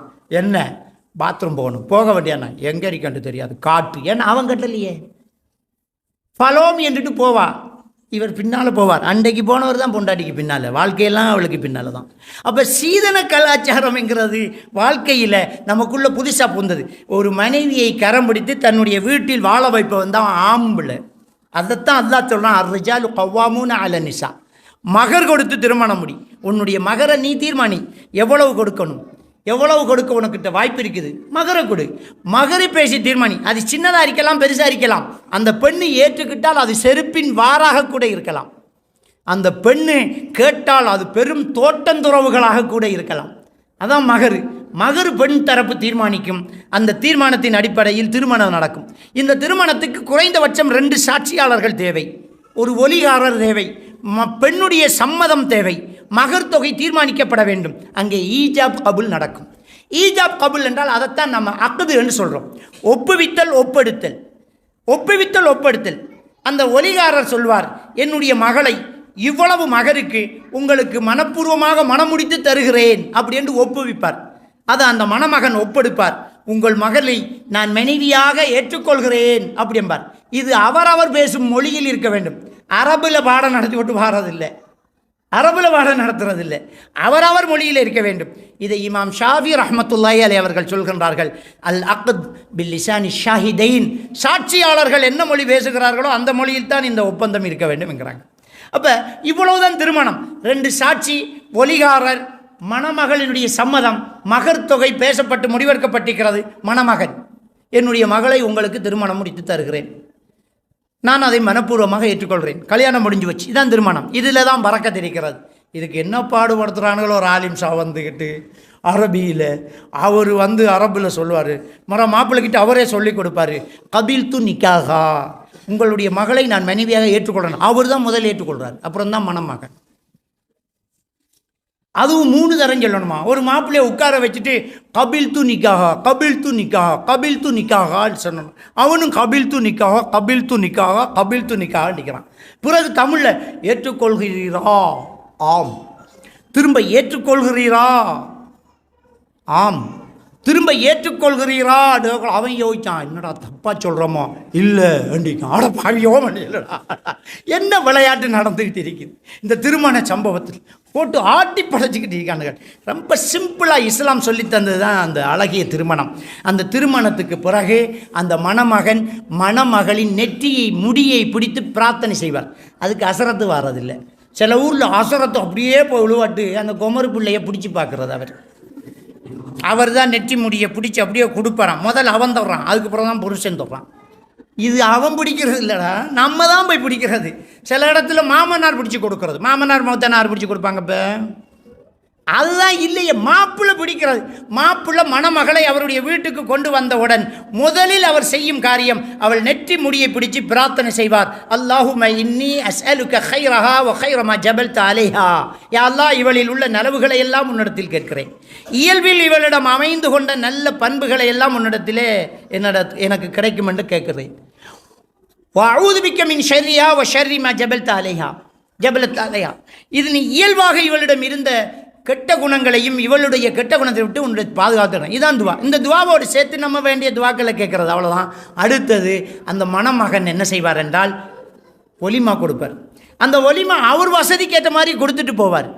மணமகன் தான் கொடுக்கறது. இன்றைக்கி சில இடங்களில் பொன் வீட்டு சாப்பாடுன்ற ஒன்றை உருவாக்கிட்டாங்க. அதில் மகரை கொடுக்க போய் ஒரு சாப்பாடு, மகரே ஹலாலானது, அல்லாஹ் அனுமதித்தது, ரசூலுல்லாஹ் வழிகாட்டினது. சரி கூடண்டா கொடுத்துட்டு போகிறானே, காவினில் மகரை சொல்லி போட்டு அப்புறம் அன்றைக்கு நைட்டுக்கு இந்த மதினிமாரெல்லாம் சேர்ந்து ஒரு 2 வேனுக்கு மகர் கொண்டு வரோம் ஆக்குங்க. தேவையில்லாத செலவு. இதெல்லாம் நவீன கலாச்சாரங்கள், அந்நிய கலாச்சாரங்களை அப்படியே பின்பற்றுறோம். 5வது அத்தியாயத்தின் 51வது வசனத்தில் அல்லாஹ் தஆலா சொல்றான், யா அய்யுஹல்லதீன ஆமனு லா தத்தகிதுல் யஹூத வன் நஸாரா அவ்லியா, ஈமான் கொண்டவர்களே, யூதர்களையும் கிறிஸ்தவர்களையும் உங்களுக்கு வழிகாட்டியலாக எடுத்துவிட வேண்டாம். பஅதுஹும் அவ்லியா பஅத், அவர்கள் உங்களை எதிர்க்கிற விடயத்தில் தங்களுக்குள் ஒற்றுமைப்பட்டுக் கொள்வார்கள். உங்களில் யார் அவர்களை பின்பற்றுகின்றார்களோ அவர்கள் அவர்களை சார்ந்தவர்களாகவே மறுமையில் எழுப்பப்படுவாங்க. இது 5வது அத்தியாயத்தின் 51வது வசனம். அந்நிய கலாச்சாரங்களை பின்பற்றி திரவம் சோடிக்கிறது, பட்டாசு வைக்கிறது, வேறு வேறு கலாச்சாரம், செப்பு கொண்டு வருவது, மருதாண்டி போடுறது, மெழுகுதிரி ஏற்றுறது, இப்படியான விஷயங்கள் தட்டு கொண்டு வர யார் கொண்டு வந்தா? இது இந்த மகரை கொடுக்க வேண்டியது தானே. அதை கொடுக்கறதுக்கு 2 வேன் எதுக்கு? ஒரு பேக்கு போதுமே. அதை கொடுக்கறதுக்கு அங்கே ஒரு சாப்பாடு, பெண் வீட்டு சாப்பாடு. இது ஒலிமா கொடுத்துட்டு அடுத்த நாள் பெண் வீட்டு சாப்பாடு, 2 புதிய கலாச்சாரம். கேட்டால் மௌலைமார்களே ஒரு சிலர் 10 ரூபா கொடுங்க. சாப்பாடு கொடுப்பது தப்பா? தப்பு கிடையாது. இப்போ சாப்பாடு எதுக்கு கொடுக்க போகிறோன்னு நம்ம கேட்குறோம். நம்ம கத்தம் போதுறது தப்பு என்று சொன்னபோது அந்த குராவி திருப்பி கேட்டான், சாப்பாடு கொடுப்பது தப்பான்னு தான் கேட்டான். இப்படி தான் அவனும் கேட்டான். 3வது நாள் சாப்பாடு கொடுக்குறோம் தப்பான்னு கேட்டான். அப்போ என்ன பதில் சொன்ன நம்ம? அது நபி வழியில் இல்லைண்டோம். அப்போ பெண் வீட்டு சாப்பாடு பிள்ளைன்றோன்னா சில மௌலிமாரே கேட்குறாங்க, சாப்பாடு கொடுப்பது தப்பா அப்படின்னு. தப்பு. இவ்வளவு நாளாக இல்லாத சாப்பாடு இப்போ எப்படி வந்துச்சு? உன் வீட்டுக்கு யாராவது விருந்துக்கு வந்தாங்க, சாப்பாடு கொடுத்துட்டு போ. இப்படி கல்யாணத்துக்கு அடுத்த நாள் விட்டு அடுத்த நாள் ஒரு சாப்பாடு என்ற ஒரு கலாச்சாரம் எப்படி வந்துச்சு? அப்போ இந்த மார்க்கத்தில் இல்லாத இந்த கலாச்சாரத்தை எல்லாம் தூக்கி எறிஞ்சிட்டு பெண்ணை மணமகன் வீட்டுக்கு கூட்டி போவார். வீட்டுக்கு கொண்டு போய் அவர்களுடைய வாழ்க்கையை ஆரம்பிப்பாங்க. இவ்வளோதான், ஹலாலாக இருக்க வேண்டும். திருமணத்தில் ஓதுற துவாவை ஸல்லல்லாஹு அலைஹி வஸல்லம் அவங்க சொல்லி காட்டுறாங்க. பாரக்கல்லாஹு லக்க வ பாரக அலைக வ ஜமஅ பைனகுமா ஃபில் கைர். அது ஒவ்வொருத்தரும் ஓதுவது. ஹஸரத் ஓதி அடுத்தவன் ஆமீன் சொல்கிறது இல்லை. பாரக்கல்லாஹு லக்க, அல்லாஹ் உனக்கு பரக்கத் செய்வானாக. ஓ பாரக அலைக்கு, அல்லாஹ் உங்களை சூழவும் பரக்கத் செய்வானாக. ஓ ஜமஅ பைனகுமா ஃபில் கைர், உங்கள் ரெண்டு பேரையும் அல்லாஹ் நல்ல விஷயத்தில் ஒன்று சேர்ப்பானாக. நல்லதில் தான் ரெண்டு பேரும் ஒன்று சேர்க்கணும், கெட்டதில் ஒன்று சேரக்கூடாது. அவர் ஃபினான்ஸுக்கு வாகனம் எடுக்க இவர் ஏறிக்கிட்டு போகக்கூடாது. ஒத்த வார்த்தை, இந்த வாகனத்தில் கால் வைக்க மாட்டேனோம். ஃபினான்ஸுக்கு எடுத்துக்கிற வட்டி சண்டை பிடிக்கணும் பொண்டாட்டி. அப்போ மனைவி அடகு வைக்கிறதுக்கு நகையை யாருக்கோ கொடுத்துட்டான். எங்கள் மாலை அது எங்கள் அண்டி வந்தாங்க, நகையை கொஞ்சம் கேட்டாங்க, அடகு வைக்க பின்னரம் காலிக்கோட்டு போக ரெடியாரிங்க. இந்த பாவத்துக்கு துணை நிற்கக்கூடாது. ஒரு தாய் தகப்பன் வளர்த்து விட்ட அந்த பிள்ளைய நாம் அமானிதமாக கரம் பிடிச்சிருக்கிறோம். அல்லாஹ்வை பயந்து கொள்ள வேண்டும். அதே மாதிரி அந்த பெண்ணும் அல்லாஹ்வை பயந்து கொள்ள வேண்டும். பாவத்தில் பங்கெடுக்க கூடாது. அங்கே சண்டை பிடிக்கணுங்கிறதான் பிரார்த்தனையே. திருமண வாழ்த்து அதுதான். பாவத்தில் ஒன்று சேரக்கூடாது, நல்லவில் தான் ஒன்று சேர்க்கணும். அப்போ இப்படியாக ஒரு குடும்ப வாழ்க்கை ஆரம்பித்து கால்நடையாக நகருது என்றால் அந்த வீட்டில் ஒரு பரக்கத்து இருக்குது, அந்த வீட்டில் ஒரு அருள் இருக்குது. அப்போ நிம்மதியான பரக்கத்துள்ள ஒரு குடும்பம் இப்போ ஸ்டார்ட் ஆயிட்டு. இஸ்லாமிய அடிப்படையில் திருமணம் தொடங்கி நடந்து வாழ்ந்துக்கிட்டே இருக்குது. இதுக்கு பிறகு தான் இருக்குது விஷயமே. ஒரு சிலரை கேட்டால் கல்யாண மாப்பிள்ளைக்கிட்ட சொல்கிறது கடைசியாக ஒரு தரம் சிறிதாகன்ட்டு ஃபோட்டோ எடுக்கக்குள்ள. ஏண்டா இன்றைக்கு தான், இதுக்கு பிறகு உனக்கு சிரிப்பே வராதுன்ட்டு நக்கல் பண்ணுறான். ஏன்னா நிறைய பேருடைய வாழ்க்கை அப்படி இருக்குது, நிறைய பேருடைய வாழ்க்கை. ஆனால் இல்லை, உண்மையாக திருமணத்துக்கு பிறகு தான் ஒரு ஆணுக்கோ பெண்ணுக்கோ சந்தோஷம் ஆரம்பிக்குது, சுதந்திரம் கடையில் கிடைக்குது, மகிழ்ச்சி அப்போ தான் கிடைக்குது. கல்யாணத்துக்கு அப்புறம் தான் ஒரு மனுஷன் ரொம்ப மகிழ்ச்சி அடைகிறான், ரொம்ப சந்தோஷம் அடைகிறான். நகைச்சுவைக்காகவும் கிண்டலுக்காகவும் கல்யாணத்தை வச்சு நிறைய ஜோக்கு வழியாகுது, பொண்டாட்டி புருஷனை வச்சு ஜோக்கு வழியாகுது. ஆனால் யதார்த்தம் என்ன தெரியுமா? கல்யாணத்துக்கு பிறகு தான் ஒரு உண்மையான ஒரு மகிழ்ச்சி, ஒரு சந்தோஷம் ஏற்படுது. அதுக்கு முக்கியமான காரணம் என்ன தெரியுமா? கணவன் மனைவிக்கு இடையில் உள்ள நெருக்கம் ரொம்ப இறுக்கமாக இருக்க வேண்டும். அவங்க பேசணும், அவங்க கதைக்கணும், அவங்கக்கிட்ட நல்ல ஒரு ரிலேஷன்ஷிப் இருக்கணும். அப்போ தான் அவங்கள்ட்ட அந்த மகிழ்ச்சியை காண முடியும். வேறு எதுலேயுமே காண முடியாது, எதுலேயுமே காண முடியாது. இன்றைக்கி என்ன செய்வான்னு சொன்னால், நிறைய பேருடைய வாழ்க்கையில் அந்த கணவன் மனைவிக்கு இடையில் உள்ள அந்த நெருக்கத்தை காணோம், நல்ல ஒரு நெருக்கம் இல்லாமல் போகுது. அதுக்கு முக்கியமான காரணம் இந்த ராஜா தான். இதில் பேர் தொலைத்தொடர்பு சாதனம். இது செய்கிற வேலை தேவைப்பட்ட தொடர்புகளை இல்லாமாக்குறோம். தேவையில்லாத தொடர்பெல்லாம் இருக்குது. அந்த காலத்தில் ஃபோனு வீட்டுக்குள்ளே மட்டும்தான் இருக்கும், ஹேண்ட்ஃபோன் இல்லை, லேண்ட் ஃபோன். வாசலில் நிற்கும்போது வீட்டில் ட்ரிங் சத்தங்க, ஃபோன் ரிங் ஆகும், ரிங்கணும். வாசலில் நிற்கிறவர் வீட்டுக்குள்ளே ஓடி வந்து பேசுவார். அந்த ஃபோனை சுற்றி அப்படியே எல்லாரும் நிற்பாங்க, அப்படியே மகிழ்ச்சியாக பேசுவாங்க. பாப்பா பேசுகிறோம், நீ பேசுகிறேன் எல்லாரும் பேசுவாங்க. அந்த காலம் மகிழ்ச்சியான காலம். இப்போ வீட்டுக்குள்ளே இருக்காங்க, ஃபோன் ரிங் ஆகுது, எடுத்துக்கு ஹலோடு வெளியில் போகிறான். என்னடா இது, எதுக்கு வெளியில் போகிற? உள்ளே இருந்து பேச வேண்டியது என்ன? உள்ள மைஃபிரிக்கா, அதனால் பேச முடியலை. ஒரு சிலர் ஃபோன் பேசுகிற ஸ்டைலே தனியாக இருக்கும். உமா பாப்பா எல்லாம் அப்படியே இருப்பாங்க, தாத்தா தங்கச்செல்லாம் இருப்பாங்க, பொண்டாட்டி இருப்பா, அந்த ஆளுக்கு ஒரு கோல் வந்துடும். ம் ம் ம் ம் ம் ம் ம் ம் என்னடா கதைச்ச? அது அவளுக்கு தெரியும் என்ன கதைச்ச. சத்தமே இல்லை, வெறும் எல்லாம் சுற்றி இருக்கிறாங்க, எல்லாம் சுற்றி இருக்கிறாங்க. இல்லாட்டி அந்த ஃபோனை எடுத்துக்கிட்டு வெளியில் ஓடி போய் இன்னும் கவரேஜ் இல்லையா, கவரேஜ் இல்லாமல் எப்படி ரிங் ஆயிடுச்சு? இதுக்கு முன்னே வந்த ஃபோனெல்லாம் கவரேஜோடான வந்துச்சு. இந்த ஃபோனு மட்டும் ஏன் வெளியில் ஓடுது? Something wrong. இந்த ஃபோன் வந்து நிறைய குடும்பத்தை பிரித்து போட்டு, அவளுக்கு தப்பான தொடர்பு இருக்கோ இல்லையோ, இந்த ஃபோனால் நிறைய குடும்பம் பிரிஞ்சுக்கிட்டு இருக்குது. ஃப்ரெண்ட் என்றாலும் ஒரு அளவுக்கு தான் நட்பு இருக்கும். எனக்கு ஒரு ஃப்ரெண்ட் இருக்கார் என்றாலும் அந்த ஃப்ரெண்ட்ற நட்பு எப்படி இருக்கணும் தெரியுமா? இந்த ஃபோன் வாரத்துக்கு முன்னே நான் சாப்பிட்டுட்டு இருக்கேன், என் ஃப்ரெண்டு வரான், என்ன சொல்லுவோம்? வெயிட் பண்ணிடாவார், சாப்பிடுவோம். பாத்ரூமில் இருக்கார், உட்காருங்க, குளிச்சு தொடச்சி உடுப்பை பண்ணி போட்டு வந்து சொல்லுடா, இப்படி தானே பேச்சு.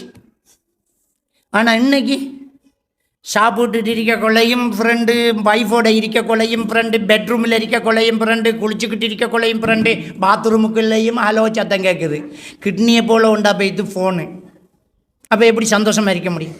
பொண்டாட்டி புருஷன் ஜாலியாக பேசிட்டு இருப்பான். அவன் நினைப்பா, என் புருஷன் என்னோட கழிச்சிட்டு இருக்கிறான், ஜாலியாக கூட ஒரு கோல் ரிங் ஆகும். அவ்வளோதான். கூட்டிக்கு போய் பீச்சில் வச்சு 2 மணித்தெல்லாம் அவன் ஃப்ரெண்டோட பேசிப்பட்டு போமான்னு கேட்பான். அவள் சாகணும் போல் இருக்கம்பாள். 2 மணித்தெல்லாம் என்னை பீச்சுக்கு கூட்டிக்கு வந்து 5 நிமிஷத்தில் அவன் கூட்டாளியோட ஃபோனில் பேசிட்டு நான் பக்கத்தில் இருக்கேனா. இப்போ போமான்னு கேட்குறியே, இதுக்கு நீ கூட்டிக்கு வராமலே இருந்திருக்கலாமே. இப்படி எத்தனை பேர் கண்ணீர் விடுறாங்க. அப்போ ஹஸ்பண்ட் அண்ட் ஒய்ஃப் பேசுங்க. இந்த ஃபோனை நாம் பாவிக்கணும், இந்த ஃபோன் நம்மளை பாவிக்கக்கூடாது. விளங்கிட்டா? நிறைய பேர் என்கிட்ட இங்கே வந்தோடனே சொன்னாங்க, நாங்கள் எத்தனை தடவை கால் பண்ணோம், உங்கள்கிட்ட கண்ட்ராக்ட் வைக்க முடியலை. எனக்கு தேவைப்பட்டால் தான் நான் எடுப்பேன், இல்லாட்டி எடுக்க மாட்டேன். எனக்கு தேவைப்பட்டால் தான் நான் எடுப்பேன், இல்லாட்டி எடுக்க மாட்டேன். நான் வாழணும், என் புள்ளாவையோட வாழணும். பாருங்கள், சும்மா நான் காட்டுறேன். என்னுடைய வாட்ஸ்அப்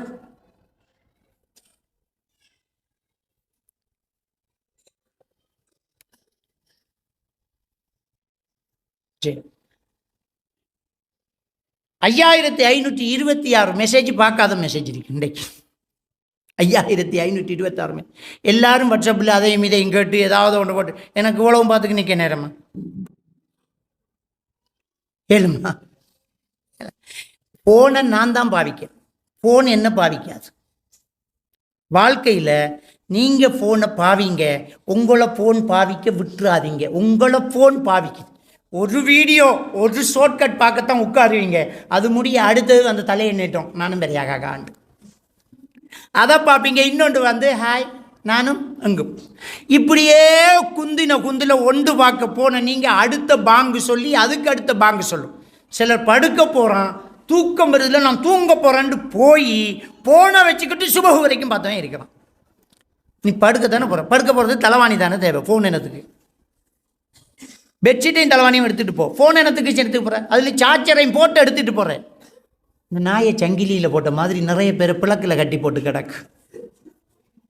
பெட்ரு தலைமாட்டில் ஒரு பிளக்கு, அதில் அப்படியே சங்கிலியை போட்டு வேற வச்சு கிடக்கு. அப்போ இதுக்கு வேறு பேர் தான் வைக்கணும், டேனியாண்டு. அப்போ சிந்திச்சு பாருங்க, ஃபோனை நாம் பாவிக்கணுமே தவிர ஃபோன் நம்மளை பாவிக்கக்கூடாது. ஹஸ்பண்ட் அண்ட் ஒய்ஃப் நெருக்கமாக பேசணும். பேசுகிறதுக்கு இந்த ஃபோனும் தடையாகக்கூடாது, வீட்டில் இருக்கிற மத்தாக்களும் தடையாகக்கூடாது. ஒரு சில பேரண்ட்ஸே என்ன செய்கிறாங்க, கல்யாணத்தை முடிச்சு கொடுத்துட்டு குடும்பத்தை பிரிக்கிறதுக்கு தயாராக நிற்காங்க. பிள்ளைக்கு கல்யாணம் முடிச்சு கொடுத்துட்டோம்டா தலையிடக்கூடாது. மகளும் மாப்பிள்ளையும் வெளியால் போகக்குள்ள எங்கம்மா போகிறாய், உன்னை புருஷன் எங்கே கூட்டிக்கு போகிறார், உனக்கு தேவையில்லாத விஷயம். அவன் தான் கல்யாணம் முடிச்சுட்டான்ல. என்ன மருமகன் எங்கே போகிறீங்க, என்ன லேட்டு, யாரோட பேச்சு, ஏன் இவ்வளவு, எங்கே போகிறீங்க, நாங்களும் வாரோம். அவன் கல்யாணம் முடிச்சு ஆர்வத்தில் புதுசாக சுமரலியாக போகிறோம்ண்டு 2 பேரும் பைக்கில் போகக்குள்ள ஒரு வேனை பிடிங்க, நாம் எல்லாரும் போவோம். அதுக்கு சானியான எங்கேயே கிடக்கலாங்க. அவன் எண்ணத்தை கனவுல மண்ணாளி தூவி போட்டு வேனை பிடிச்சிட்டு மாமியா மாமனார் மச்சினமாரெல்லாம் போனால் அவனுக்கு பொண்டாட்டியை கண்ணாடிக்குள்ளெல்லாம் பார்க்க இயலும். முன் சீட்டில் இருக்கேன். பிரித்து வைக்காங்க, கல்யாணம் பண்ணி போட்டு பிரித்து வைக்காங்க. மகனுக்கு கல்யாணம் முடிச்சு போட்டு என்னடா எங்கே போகிறாய், என்ன செய்கிறாய், கல்யாணம் முடிச்சு கொடுத்து அவனை சுதந்திரமாக வாழ. பறவைய அந்த தாய் பறக்க விடுது, போ பற ஓடு. நாம மட்டும் எங்கே போகிறாய், ஏன் லேட்டு, என்ன பேசுகிறாய், ஏன் இவ்வளவு நெருக்கம், ஏன் என்னாச்சு, காசு என்னஞ்ச. அவன் பொண்டாட்டி புருஷனோட போகிறான், ஒரு இடத்துல செலவாக ஒரு 10,000 ரூபா செலவழிப்பான், அவன் திண்டு ஓட்டு போயிடுவான். இந்த நாளைக்கு தான், ஒரு மாதத்துக்கு தான் ஜாலியாக இருக்க விடுவோமே, கதைச்சிட்டு இருக்க விடுவோமே, போக விடுவோமே, எங்கன்னு கேட்காது. போகிற இடத்த போயிட்டு வா, சந்தோஷமாயிரு, மகிழ்ச்சி ஆயிரு. சிலர் போய் கதவை தட்டுறது, என்னம்மா எவ்வளோ நேரம் அவளுக்கு இருக்காய் வாவன் பாப்பா வந்து காத்துக்கிருக்கார் உன்னோட காய்க்கிறதுக்கு. அப்போ என்னத்துக்கு கல்யாணம் முடிச்சு கொடுத்து, கல்யாணத்தை முடிச்சு கொடுத்து போட்டு கதவை தட்டி கூப்பிடு. இந்த ஃபோனும் நம்மளை பிரிக்கக்கூடாது, நாமளும் நம்முடைய குடும்பத்தில் உள்ள இலட்சிகளை பிரிச்சிடக்கூடாது. சுதந்திரமாக விடுங்க. கல்யாணம் முடிச்சு கொடுத்தா அப்படியே விடுங்கள, நவங்கள் அவராக யோசிக்கட்டுமே. கைடு பண்ணுங்க, ஆலோசனை சொல்லுங்க. இப்படித்தான் மகன் வாழ்க்கை, இப்படித்தான் சொல்லுங்க. நம்பி மாதிரி போய் நடுவில் உட்காந்துடாதீங்க. அதை சந்தோஷமாக வாழ விடணும். ஹஸ்பண்ட் அண்ட் ஒய்ஃபுக்குள்ள நல்ல நெருக்கமான உறவு இருக்கணும். அல்லாஹ் தஆலா திருக்குர்ஆன்ல கணவன் மனைவியை சொல்லும்போது ஹுன்ன லிபாசுல் லக்கும் வ அன்தும் லிபாசுன் லஹுன்னங்கிறான். அவர் உங்களுக்கு ஆடை, நீங்க அவருக்கு ஆடை என்று அல்லாஹ் தஆலா சொல்றான். பெண்கள் உங்களுக்கு ஆடை, நீங்க அவர்களுக்கு ஆடைங்கிறான். ஆடையை அல்லாஹ் உதாரணம் சொல்றான். அல்லாஹ் வீணுக்காக எதையுமே பேசல. அல்லாஹ் உதாரணம் சொன்னா கரெக்டாக தான் இருக்கும். ஆடையே அல்லாஹ் உதாரணம் சொல்லலாம். ஒரு மனைவி ஆடை, ஒரு கணவன் மனைவிக்கு ஆடை. ஆடை தான் உதாரணம். ஆடையில் என்னென்னலாம் பார்க்குறேன் அதெல்லாம் பாரு. ஆடையை நீ எப்படி எடுப்ப? ஆடையை நீ எப்படி தேர்ந்தெடுப்ப? சிலுவை வச்சு ஆடை எடுத்து போடுவோமா? சிலை வச்சு ஆடை எடுத்து போடுவோமா? அந்நிய கலாச்சார ஆடை எடுத்து போடுவோமா? காவியை உடுப்போமா? இல்லை இல்லை. அப்போ கலாச்சாரத்தை பார். அதான் நம்ம ஃபஸ்ட்டுக்கு சொன்னேன், மார்க்கமுள்ள பெண்ணை பார். ஒரு உடுப்பு அங்கே போனால் நம்ம என்ன செய்வோம்? நல்லா தான் இருக்குது, ஆனால் நாங்கள் முஸ்லீம், இதில் உருவப்படம் இருக்குது, வேறு ஷர்ட் எடுத்து போடுன்னு சொல்கிறோமா இல்லையா? கலாச்சாரத்தை பார்ப்போம். ஆடை. ரெண்டாவது, அந்த ஆடையை நாம் எடுத்துக்கிட்டோம் என்றால் ஆடையோடையே இருப்போம். ஆடை இல்லாத நாட்கள் கிடையாது. சந்துக்குள்ளே போகும்போதும் ஒரு உடுப்பை உடுத்துக்கு தான் நம்ம போகிறோம். ஆடை என்பது எப்போது நம்மளோடய இருக்கிறது. ஷர்ட்டு வாங்கினது கலட்டி கொழி வச்சுட்டு போகிறதுக்கு இல்லை, இன்னொருத்தன் தூக்கிட்டு மாட்டிக்கு போய்த்துவான். புருஷன் பொண்டாட்டி எப்போவுமே சேர்ந்தே இருக்கணும். ஆடை இல்லாமல் நான் இல்லை, கணவன் இல்லாமல் மனைவி இல்லை, மனைவி இல்லாமல் கணவன் இல்லை. சிலர் சொல்கிறாங்க, நான் கடும் பிஸி, ஒரே நொய்யன்னு ஃபோன் பேசிக்கிட்டு. அந்த கல்யாணம் கேட்டு வச்சுக்கிட்டு அந்த கல்யாணத்துக்கு இடையில் ஒரு மாதம் கெப்பில் பேச விட்ருவாங்கல்ல, அந்நேரம் ஃபோன் பேசுகிற ஸ்டைலில் பார்க்கணுமா? அப்புறம் சொல்லு. ஒன்றும் இல்லை. சரி சொல்லேன், சாப்பிட்டியா? முதலும் கேட்டிங்களே. ஒருத்தன் கேட்டிக்கான், உம்மம்மா சோமாரிக்காவா? அவள் மௌத்தாயி 15 வருஷம்டா. நான் சின்ன பிள்ளையா இருக்கக்குள்ளேயே மௌத்தா போய்த்தான். இவனுக்கு கேட்குறதுக்கு ஒன்றுமே இல்லாத கேட்குறான்.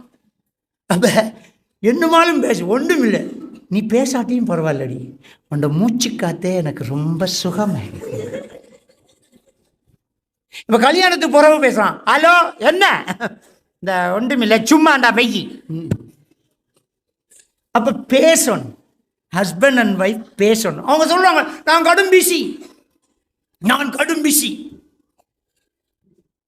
பிஸி என்று சொல்கிறவருக்கு இன்னொரு பிராஞ்சி திறக்க வாய்ப்பு கிடைச்சா திறந்துடுவார். அப்போ எங்கே போய்ச்சாம அந்த பிஸி? கண்டியில் ஒரு கடை திறப்போமா? திறப்போமே. நல்ல வியாபாரம் பார்க்கலாம். அதுக்கு ஒரு மேனேஜரை போட்டு அதையும் நீ நடத்துகிறையா இல்லையா? அப்போ இன்னொரு பிராஞ்சாக நினையாப்பா மனைவியை. ஒரு 1 ஹவருக்கு ஒருக்கா கோல் எடுத்தால் உனக்கு என்ன போகுது? என்ன விஷயம் இருந்தாலும் அதுக்குள்ளே கொஞ்சம் வெயிட். ஹலோ என்ன சாப்பிட்டியா? என்ன சரி, பிள்ளைகள்லாம் வந்துட்டா? உன் நினப்பு வந்துச்சு, அதான் எடுத்தேன். உன் குரலை கேட்டதுலேயே ரொம்ப சந்தோஷம். சரி, கஸ்டமர் வந்துட்டாங்க, வைக்கிறேன், புறவு எடுக்கிறேன், பாய், ஐ லவ். இப்போ செல்ல ஐ லவ் யூ. இப்போ கல்யாணம் முடிச்சது புறவு செல், அடுத்தவன் பொண்டாட்டி செல்லாமே. நான் ரொம்ப உன்னை மிஸ் பண்ணுறேன். சந்திப்போம். உனக்கு என்ன வேணும் சொல்லு, வேண்டிட்டு வரோம். எவ்வளவு நேரம்? ஒரு நிமிஷம். அவளுக்கு உலகமே கையில் கிடைச்ச மாதிரி இருக்கும். மரம் 2 ஹவருக்கு பிறகு திரும்ப ஃபோன் பண்ணி சொல்லு, என்ன செய்கிறாய்? அடிக்கடி நீ பேசு, எவனும் வந்து குறுக்க பேச மாட்டான். நான் சொல்லிட்டேன். நீங்கள் பேசலையா, நீங்கள் அழைத்த நபர் வேறு ஒரு தொடர்பில் உள்ளார் என்று சொல்லும். அது நீ பேசாட்டி உண்மையாக வேறு தொடர்பில் இருக்கும். அது தயவு செஞ்சு நாம தொடர்பில் இருக்கணும். ஆடை அல்லாஹ் உதாரணம் சொல்ல, நாமளே நெருக்கமாக இருக்கணுங்கிறதுக்காக. நான் எப்போவுமே ஆடையோடு தான் இருப்பேன். அந்த ஆடையை நான் நல்லா பார்த்துக்குவேன். என்னுடைய ஆடையை நான் உடுக்கிறதா இல்லையா என்று இன்னொருத்தன் தீர்மானிக்க இடம் வைக்க மாட்டேன். இன்னொருத்தன் என்ன சொல்கிறது, நான் போடுவேன். என்ன பாப்பா சொல்லவும் இல்லாது, உம்மா சொல்லவும் இல்லாது. உன் மனைவியோடு நீ பேசு. அதுக்கு பாப்பா கிட்ட பெர்மிஷன் கேட்குறது இல்லை. பாப்பா என்ன வைஃபோட கொஞ்சம் போயிட்டு வரட்டும். இல்லை போகணும். அப்போ சரி பாப்பா, எங்கேயாவது சேட்டை போடையா வாப்பான்னு கேட்குறோமா? பாப்பா சேட்டை டே உனக்கு வேண்டி தந்த சேட்டை போடண்டா, என்னடா கேட்குறேன்னு மண்டையில் போட்டவன் தான் தகப்பேன். ஏண்டா போட்டேன்னு கேட்டால் அது தகப்பன் இல்லை, வில்லன். இன்னைக்கு நிறைய பேர் கல்யாணம் முடிச்சு கொடுத்துட்டு வில்லன் அடிக்கிறாங்க. எங்கே வரும்? எங்கே? இப்போ அவன் பயந்துக்கிட்டு இருக்கான், கல்யாணம் முடிச்சு போட்டு பயந்துக்கிட்டு இருக்கான். அம்மா என்னடா வைஃபோட அவட அஞ்சி எக்ஸிடம் பட்டான். பட்டு பார்க்க போற இப்போ போக தேவையில்லை, படு. இவர் போய் பொண்டாட்டிட்டு இண்டை போறல, ஏங்க நான் சல்வாரெல்லாம் போட்டுட்டேன்னு, அபாயெல்லாம் போட்டேன். போறல்லண்டா போறல்ல. நம்முடைய ஆளுக்கு ஏழாட்டி அடிதான் மருந்து. ஏலா பதில் இல்லாட்டி என்ன செய்யறேன்? நம்மட ஆள் ஃபோன் ஒன்று வரும், அவள் பிடிச்சிடுவாள். யாரு ஃபோன்? அது ஒரு ஃப்ரெண்டுண்டா, அது பெஸ்ட் ஃப்ரெண்ட். அப்போ best friend I miss you என்னத்துக்கு போட்டேன், உனக்கு என்ன சண்டை மாடியோன்னு கல்லாரண்டு கொடுக்கும். அங்கே பதில் இல்லாட்டி அடிதான் மருந்து. இவருக்கு பதில் சொல்லிக்கோ, நான் மாட்டிக்கிட்டே இருப்பேன். என்னடா கூட்டாளி ஐ லவ் யூ போட்டிருக்கி, ஐ மிஸ் யூ போட்டிருக்கி, ஐ லைக் யூ போட்டிருக்கி. இது ஆம்பளை ஃப்ரெண்டுங்கிறீங்களே, இது என்ன ஹார்ட் வந்திருக்கே. அதுவும் ஒரு 35 ஹார்ட்டை ஒண்டா அனுப்பியிருக்கேன். என்ன இது ரெண்டு ஹார்ட்டா? நீ எனக்கு தீய கேள்வி கேடி, உனக்கு சந்தேகம் மாடி வெள்ளுவலனை வெளுத்துட்டு மதுரை பதில் அடுத்த கேள்வி கேட்கறது கடையில் இனி நான் சரிக்கிறேன் எஸ்கேப் ஆகுறவர். இது நம்முடைய ஆக்களை அடுத்த யுக்தி. அப்படி செய்யக்கூடாது. தப்புன்னு ஒத்துக்கொள்ளணும். அதோட சரி தவறு நடந்துட்டு இனிமேல் இல்லை தவறு. அப்போ ஆடை அதை உடுக்கிறதுக்கு நம்ம ஆர்ட்டையும் கேட்குறதில்ல, நாம் உடுக்கிறது தான். நம்ம தான் சந்தோஷமாக இருக்கணும், நம்முடைய மனைவி நாம் நல்லா இருக்கணும், நாம் மகிழ்ச்சியாக இருக்கணும், நாம் பேசணும். இதுதான் இஸ்லாமிய மார்க்கம் நமக்கு சொல்லித்தந்த அழகான ஒரு உதாரணம். அவர்கள் உங்களுக்கு ஆடை, நீங்கள் அவர்களுக்கு ஆடை அப்படின்னு இஸ்லாம் மார்க்கம் சொல்லித்தர. ரெண்டாவது விஷயம், இந்த உடுப்பு விஷயத்தில் நாம் இன்னும் என்னெல்லாம் கவனிக்கிறோம் தெரியுமா? இந்த உடுப்பு விஷயத்தில் நாம் என்ன கவனிக்கிறோம் என்றால், இந்த உடுப்பு என் மானத்தை பார்க்கும், ஆனால் என் மானத்தை மறைக்கும். இந்த உடுப்பு என்ன நிர்வாணமாக பார்க்கும், ஆனால் அது என் நிர்வாணத்தை இன்னொரு ஆள்கிட்ட வந்து பாதுகாக்கும். இதுதான் ஹஸ்பண்ட் அண்ட் ஒய்ஃப். கணவன் மனைவிக்கு பாதுகாப்பாக இருப்பான், அடுத்தவன் பார்க்க இடம் வைக்க மாட்டான். ஒரு மனைவி கணவனை பாதுகாப்பாக வச்சிருப்பா, இன்னொருத்தி பார்க்க இடம் வச்சிருக்க மாட்டான். அதைத்தான் நபிகள் நான் ஸல்லல்லாஹு அலைஹி வஸல்லம் அவங்க சொன்னாங்க, எந்த ஒரு ஆணுக்கும் தன் மனைவியிடம் இன்னொருத்தனை பற்றி வர்ணிக்க அனுமதி கிடையாது. எந்த ஒரு பெண்ணுக்கும் தன் கணவனிடம் இன்னொருத்தியை பற்றி வர்ணிக்கக்கூடாது. ஒரு பொம்பளை புருஷன்கிட்ட அவள் இன்னும் அழகுன்னு தெரியுமா கதைக்காது. எப்படி கதை பெண்ணி? அவனுக்கு ஆசை வந்துடும். ஹஸ்பண்ட் அண்ட் ஒய்ஃபுக்குள்ளே இருக்கிற பிரச்சனையை வெளியில் பேசாது. நம்முடைய வீக் பாயிண்ட் இன்னொருத்தாளுக்கு போனால் அது வேறு மாதிரி யூஸ் ஆக தொடங்கும். சில பெண்கள் புருஷனில் உள்ள வீக்கை வெளியில் பேசுகிறது,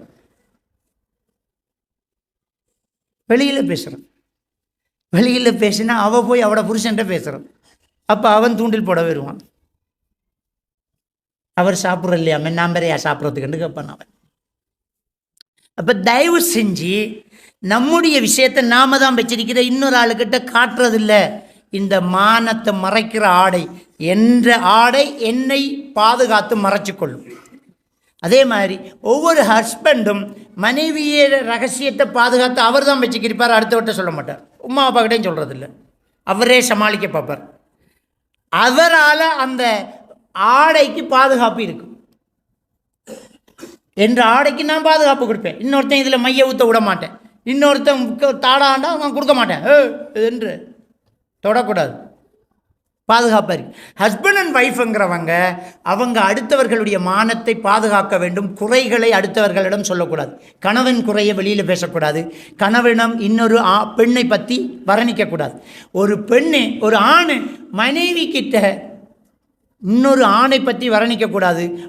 மனைவியின் குறையை பற்றி வெளியில் பேசக்கூடாது. அவங்களே சமாளிச்சுக்கணும். இந்த உடுப்பு விஷயத்தில் நம்ம எப்படி நடந்துக்கிறோம் என்றால், இந்த உடுப்பில் ஏதாவது அசிங்கம் இருந்தால் அதை உடனே நான் மறைச்சிக்கேன். இந்த இடத்துல கொஞ்சம் பட்டுட்டு ஏதோ கறி கொட்டிட்டு டீ கொட்டிட்டேன்டா, கையை இப்படி வச்சுக்கிட்டு இப்படி மறைஞ்சிக்கிட்டு என்ற உடுப்பில் அசிங்கப்பட்டது எவனுக்கும் தெரியக்கூடாது. என் மனைவி கிட்ட இருக்கிற தவறை எவனும் பார்க்கக்கூடாது. நான் முதல்ல அதை அடுத்தவனு தெரியாமல் மறைப்பேன். மறைச்சிக்கிட்டு என் மனசு எங்கே நிற்குமெண்டா, எப்போ விடுவாங்க அந்த உளுச்செய்கிற இடத்த போய் இதை பிடிச்சி கொஞ்சம் கழுவுறதுக்கு, இது கரையாக போனால் என்னத்துக்கு ஆகுறது, இது எப்படியாவது கழுவணுண்டு நழுவை பார்த்தா கொஞ்சம் பாத்ரூம் போயிட்டு வரேன், வாஷ்ரூம் போயிட்டு வரேன், அப்படியே இருங்கன்ட்டு நைஸாக போய் அப்படியே கழட்டி மலமலண்டு கழுவேன். கழுகும்போது ஒரு கவனம் தேவை எனக்கு. நம்ம ஷர்ட்டு அழகாக ஆசையாக வாங்கின ஷர்ட்டில் கரை பட்டுட்டு யாருக்கும் தெரியாமல் மறைச்சிட்டோம். பாத்ரூம் சைட்டுக்கு வந்துட்டோம். இப்போ கழுவணும். கழுவும்போது கவனமாக இருப்போம். ஆடை பிஞ்சு போகக்கூடாது. கசக்குல ஆடைக்கு எதுவும் ஆபத்து வந்துடக்கூடாது. தேய்ச்சி பார்ப்போம். போகலையா சோப்பு போடுவோம். உடுப்பை பிச்சிடாமல் சோப்பு போடுவோம். கலட்டி அப்படியே கழுவி மாஷா அல்லாஹ் கிளியர் ஆகிட்டு பிறகு அப்படியே சும்மா தண்ணி கொட்டிட்டு எண்டுக்கிட்டு வருவோம். இப்போ உனக்கும் உன்னுடைய ஆடைக்கும் இடையில் ஒரு பெரிய பிரச்சனையே வந்து போர் நடந்தது யாருக்குமே தெரியாமல் இருக்குது. இதான உடுப்பு விஷயத்தில் கவனிக்கிறோம். ஒரு மனைவி கணவனையும் அப்படித்தான் கவனிக்க வேண்டும். ஒரு கணவன் மனைவியையும் அப்படித்தான் கவனிக்க வேண்டும். தவறுகள் இருப்பின் முதல் அடுத்தவரு தெரியாமல் மறைக்கணும்.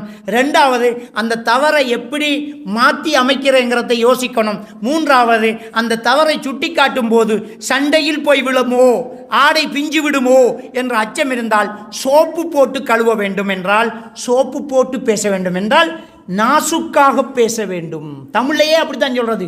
சோப்பு போட்டு பேசுறான்றாங்க. மனசு புண்படாம அவர் விரண்டாம அவர் விட்டு போட்டு ஓடிடாம நாசுக்கா பேசி திருத்த வேண்டும். அப்ப ஆடை அல்லாஹ் உதாரணம் காட்டுறது எது கண்டிப்பா விளங்குதா? இது புருஷன்ல ஒரு தவறு நடந்தா உடனே அந்த குடும்பத்துக்கெல்லாம் கோல்பாட்டு மச்சினன் மச்சான் மைனி மாமா மாமி தெரியுமா நான் செத்தன், உங்களோட மகன் போன்ல ஒரு போட்டோ கிடக்கு வந்து பாருங்கோன்னு அப்படியே எல்லாருக்கும் சொல்லியாச்சு. இப்போ இவனுக்கு திருந்துற எண்ணமும் வராது. இவ்வளோ பேருக்கும் தெரிஞ்சதுக்கு பிறகு இப்போ என்ன பிரச்சனைன்னு கேட்பான். முதல் ஒரு மனுஷன் திருந்துறதுக்கு வாய்ப்பு கொடுக்கணும். அதை ரகசியத்தை பாதுகாக்கணும். அதே மாதிரி தான் ஒரு பெண்ணில் ஒரு தவறு கண்டா முதல்ல அந்த குடும்பத்துக்கெல்லாம் சொல்லி கண்ணத்தை கிழிச்சு விட்டுட்டு நிற்கக்கூடாது. முதல்ல அதை 4 பேர் தெரியாமல் மறைச்சி அப்படியே கூட்டிகிட்டு போகும். ரெண்டாவது கழுவணும். எப்படி கழுவணும்? தவறு பிழை. அந்த பிழையை சொன்னால் இந்த ஆள் மூக்குல கோபம் மாறி நின்று விட்டு போட்டு பெய்திருவாரோ, உடுப்பு கசக்கினா கிழிஞ்சிருமோ என்றால் சோப்பு போடுறோம் இல்லை, அப்போ சோப்பு போடணும். எப்படி கசக்கணும்? அதைத்தான் பழையவங்க சொல்லுவாங்க, தலையணை மந்திரம். பழையவங்க என்ன சொல்கிறாங்க? ஒரு புருஷன்கிட்ட சில விஷயத்தை சாதிக்கிறண்டால், ஒரு பொருளாட்டிக்கிட்ட ஒரு விஷயத்தை சாதிக்கிறண்டால் அதுக்கு பேர் தலையணை மந்திரம். தலையணை மந்திரம் என்ன? அந்த 2 பேரும் சந்தோஷமாக இருக்கும்போது மெதுவாக எடுத்து வைக்கிறது. என்னங்க எங்கள் கொள்ளையே விளங்கணும். அப்போ அந்த சோப்பு போடுறேன்டா என்ன? எனக்கு உங்களை மிஸ் பண்ண இயலாது. நீங்கள் இல்லாத உலகத்தை என்னால் கற்பனை கூட பண்ண இயலாது. எனக்கு உங்களை நம்பிக்கை இருக்கு. பட் ஆனால் அடுத்தவங்க உங்களை பிள்ளையா நினைப்பாங்களோண்டு எனக்கு பயமாக இருக்கு. என்னடி என்ன சொல்கிற? இல்லைங்க, நான் உங்களை நம்புகிறேன். உங்கள் மனசில் நான் தான் இருக்கேன்னு எனக்கு நல்லாவே தெரியும். நீங்கள் என்ன மறக்க மாட்டீங்கிறது எனக்கு நல்லாவே தெரியும். இப்போ என்னடி இவருக்கு உள்ளுக்கு குத்தம், நாம தான் இன்னொரு தொடர்பில் இருக்கிறோமே, இவள் இப்படி நம்புகிறாளே என்று உள்ளுக்குள்ள குத்து. இவள் சோப்பு போறாள் சொல்லணும். இல்லை, ஒரு சிலர் சொன்னாங்க, நீங்கள் ரோட்டில் சந்தியில் டவுனில் ஃபோனில் ரொம்ப நேரம் சிரித்து ஒரு ஆள்கிட்ட பேசுனீங்களாம். நான் உங்களை நம்புகிறேங்க, ஆனால் அடுத்தவங்க பிள்ளையா நினைப்பாங்க. என்னை விட உங்களுக்கு வேறு யாராவது பெருசாக தெரிகிறாங்களான்ட்டு மெதுவாக கேட்பாள். இவன் இல்லை என்று சொல்லிட்டு அதிலிருந்து திருந்துவான். என்னை எப்படி நம்புறவளுக்கு நான் துரோகம் செய்கிறேன்னேம்மா. இதான் சோப்பு போட்டு கழுவுறது. இப்படியும் கழுவி போகலாட்டி வேறு வழியில் சேட்டை தூக்கி எறிகிறது தான்.